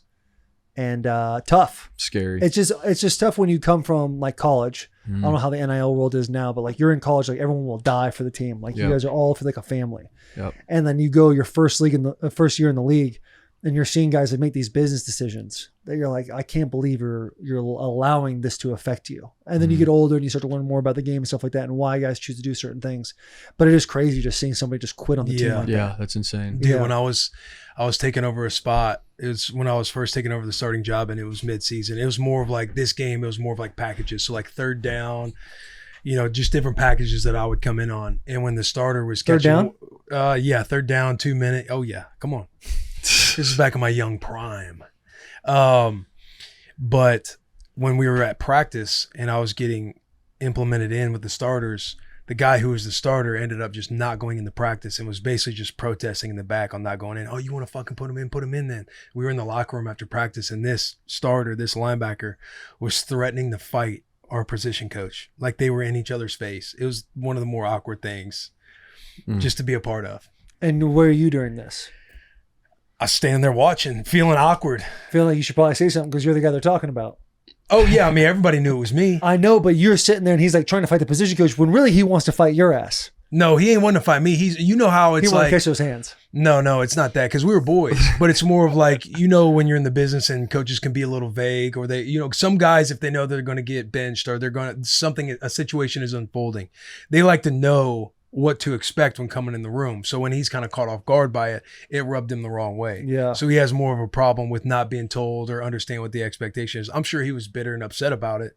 But you know how it's like, sometimes like coaches aren't the most upfront with where your position they're not great is. at being transparent about stuff, because they like, don't know how to tell you, and they don't know if it's for sure yet. And by the time it's for sure, it's Thursday. Yeah. And the game's on Sunday. Yeah. And it's like, it's a lot of time to get mad. Have you ever had a conversation with Trey about like after everything unfolded? Because you talked about like you guys are in competition with each other. He handled it with grace, which every pro should, right? When you lose a competition or whatever, it's just, that's just part of the game. But did you ever talk to him about like emotionally how he was doing ever? I mean, not so much that. It was just, we've just texted each other, you know, and like, hey dude, hope you're doing good, like randomly, you know, throughout the season, off season or whatever, and hope you're doing good, this and that. So it's really just been that. We haven't really gotten into the details of, hey, how do you feel with this happening or whatever, you know? So we just stay away from that. So yeah. Well, I think we have time for like one more question. We have our Bud Light question. Mm-hmm. You know how people would do anything for an ice cold Bud Light. What is something that you would do anything for? Can't say family. What's something that I would do anything for? What have guys said on this? Steve Ranella said he wanted to make a documentary, would not tell us the subject of the documentary on camera, but he said regardless, someday in his life he wants to make that documentary. George said Super Bowl. Travis said Super Bowl. Travis said Super Bowl, which is a little selfish. Yeah, I mean, buddy, you've had three. What are we fucking doing? Famer. Like, yeah, that's crazy. Clay said the lottery. Clay said to win the lottery. Clay wants more money. Dale Jr. said nothing. Dale said, I got it all. That's crazy too, though. But he 'Cause did it in such an elegant way. Have you seen the documentary about his dad? Dude, so good. I haven't watched it yet, but I've seen a couple trailers. It looks insane. I'm on the last episode. Really? So It's that good? Tearjerker? No. Oh, shit. I'm always looking for a good cry. Not necessarily a tearjerker, but it is like it kind of hearing what Dale Jr. went through with like of how Dale Sr. kind of treated the kids. It's like that is kind of like ooh. You kind of feel bad for Dale, but it's like just the Earnhardt family is just so awesome. So badass. So I just love it. Yeah, fuck yeah. So what'd you do anything for? Gosh. Presented by Bud Light. I mean, I know my Niners will be listening, so gotta go with the Super Bowl. I'm glad you said that. Let's play a little game. All right. How far are you willing to go for a Super Bowl? And you gotta give me some there's context. some weight. So George, We can come at this from a lot of different a angles. lot of different angles. But we'll start with prison. If someone said you have a genie popped out of a Bud Light can, and it was a Bud Light genie, and he said, I'll get you a Super Bowl this year, but you have to go to prison for a whole year after that. Would you still take the Super Bowl? Let's add a layer. So you go to prison for a year. Would you cut off your foot? Cut off my foot after? Yeah. No, I'm gonna be straight. Okay. up. Would you So no end your offense. Would you end your career if you ended on a Super Bowl this year? Keep in mind the guarantee you have on the contract. Let's stay. Super Bowl was this year but 5? But dude, if you're saying that, 2010, me. wow. What do you say about the career thing? Would you end your career? He didn't answer that question. Dude, I don't want to end my career because we can go win more. You know, like why would I end the career just for one more when we can win multiple? Think about But you're guaranteed to win this year. You being the Super Bowl MVP. All pro. dude. Offensive But your MVP. career is done after that. Or you can try to chase the Super Bowl for the rest of your career.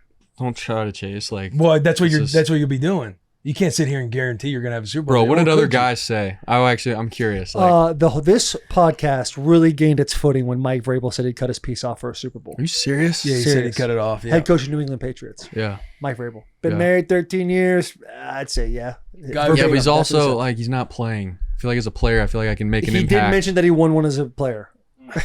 He wouldn't. He won with the Patriots when he played. Yeah. But don't worry, if you ever meet Mike Vrabel, you'll know how many years he played in the league. Yeah. Um, No, I would go to prison for a year. Preferably not under the situation of whatever you just said.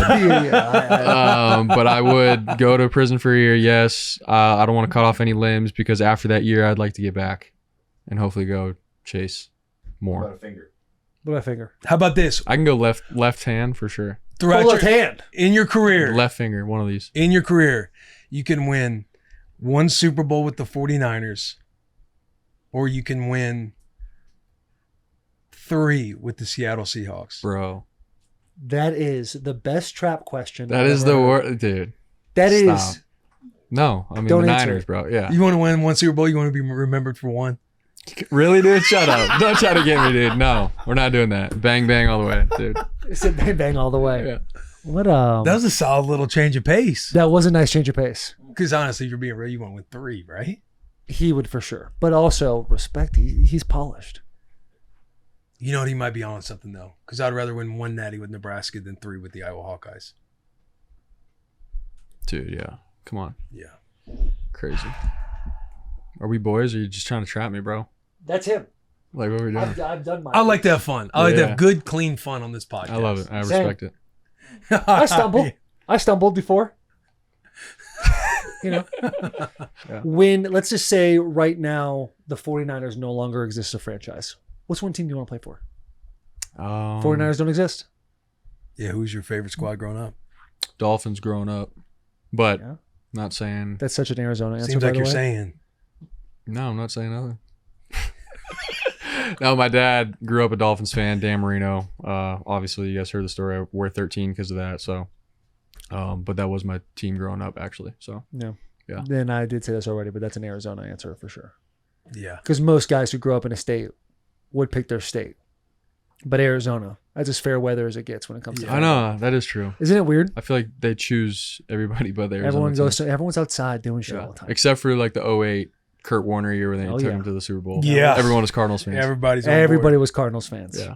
But he was back in groceries. I was in high school. Last question. You have a heart out. Favorite nickname that fans have given you? Favorite nickname? Big DP? Dude. Is it Big DP? What's up with you asking these questions, bro? Just trying to get to know you. He's having. He's starting to like it. He's starting to have a little fun.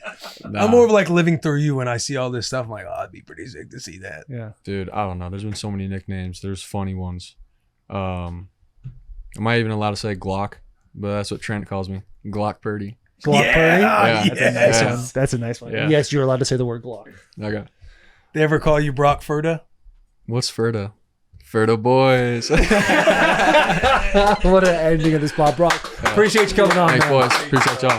Appreciate it. Sherm just kept typing that in. I know. I'm like, why does he want this so bad? Because I thought it was Ferda boy. Yeah.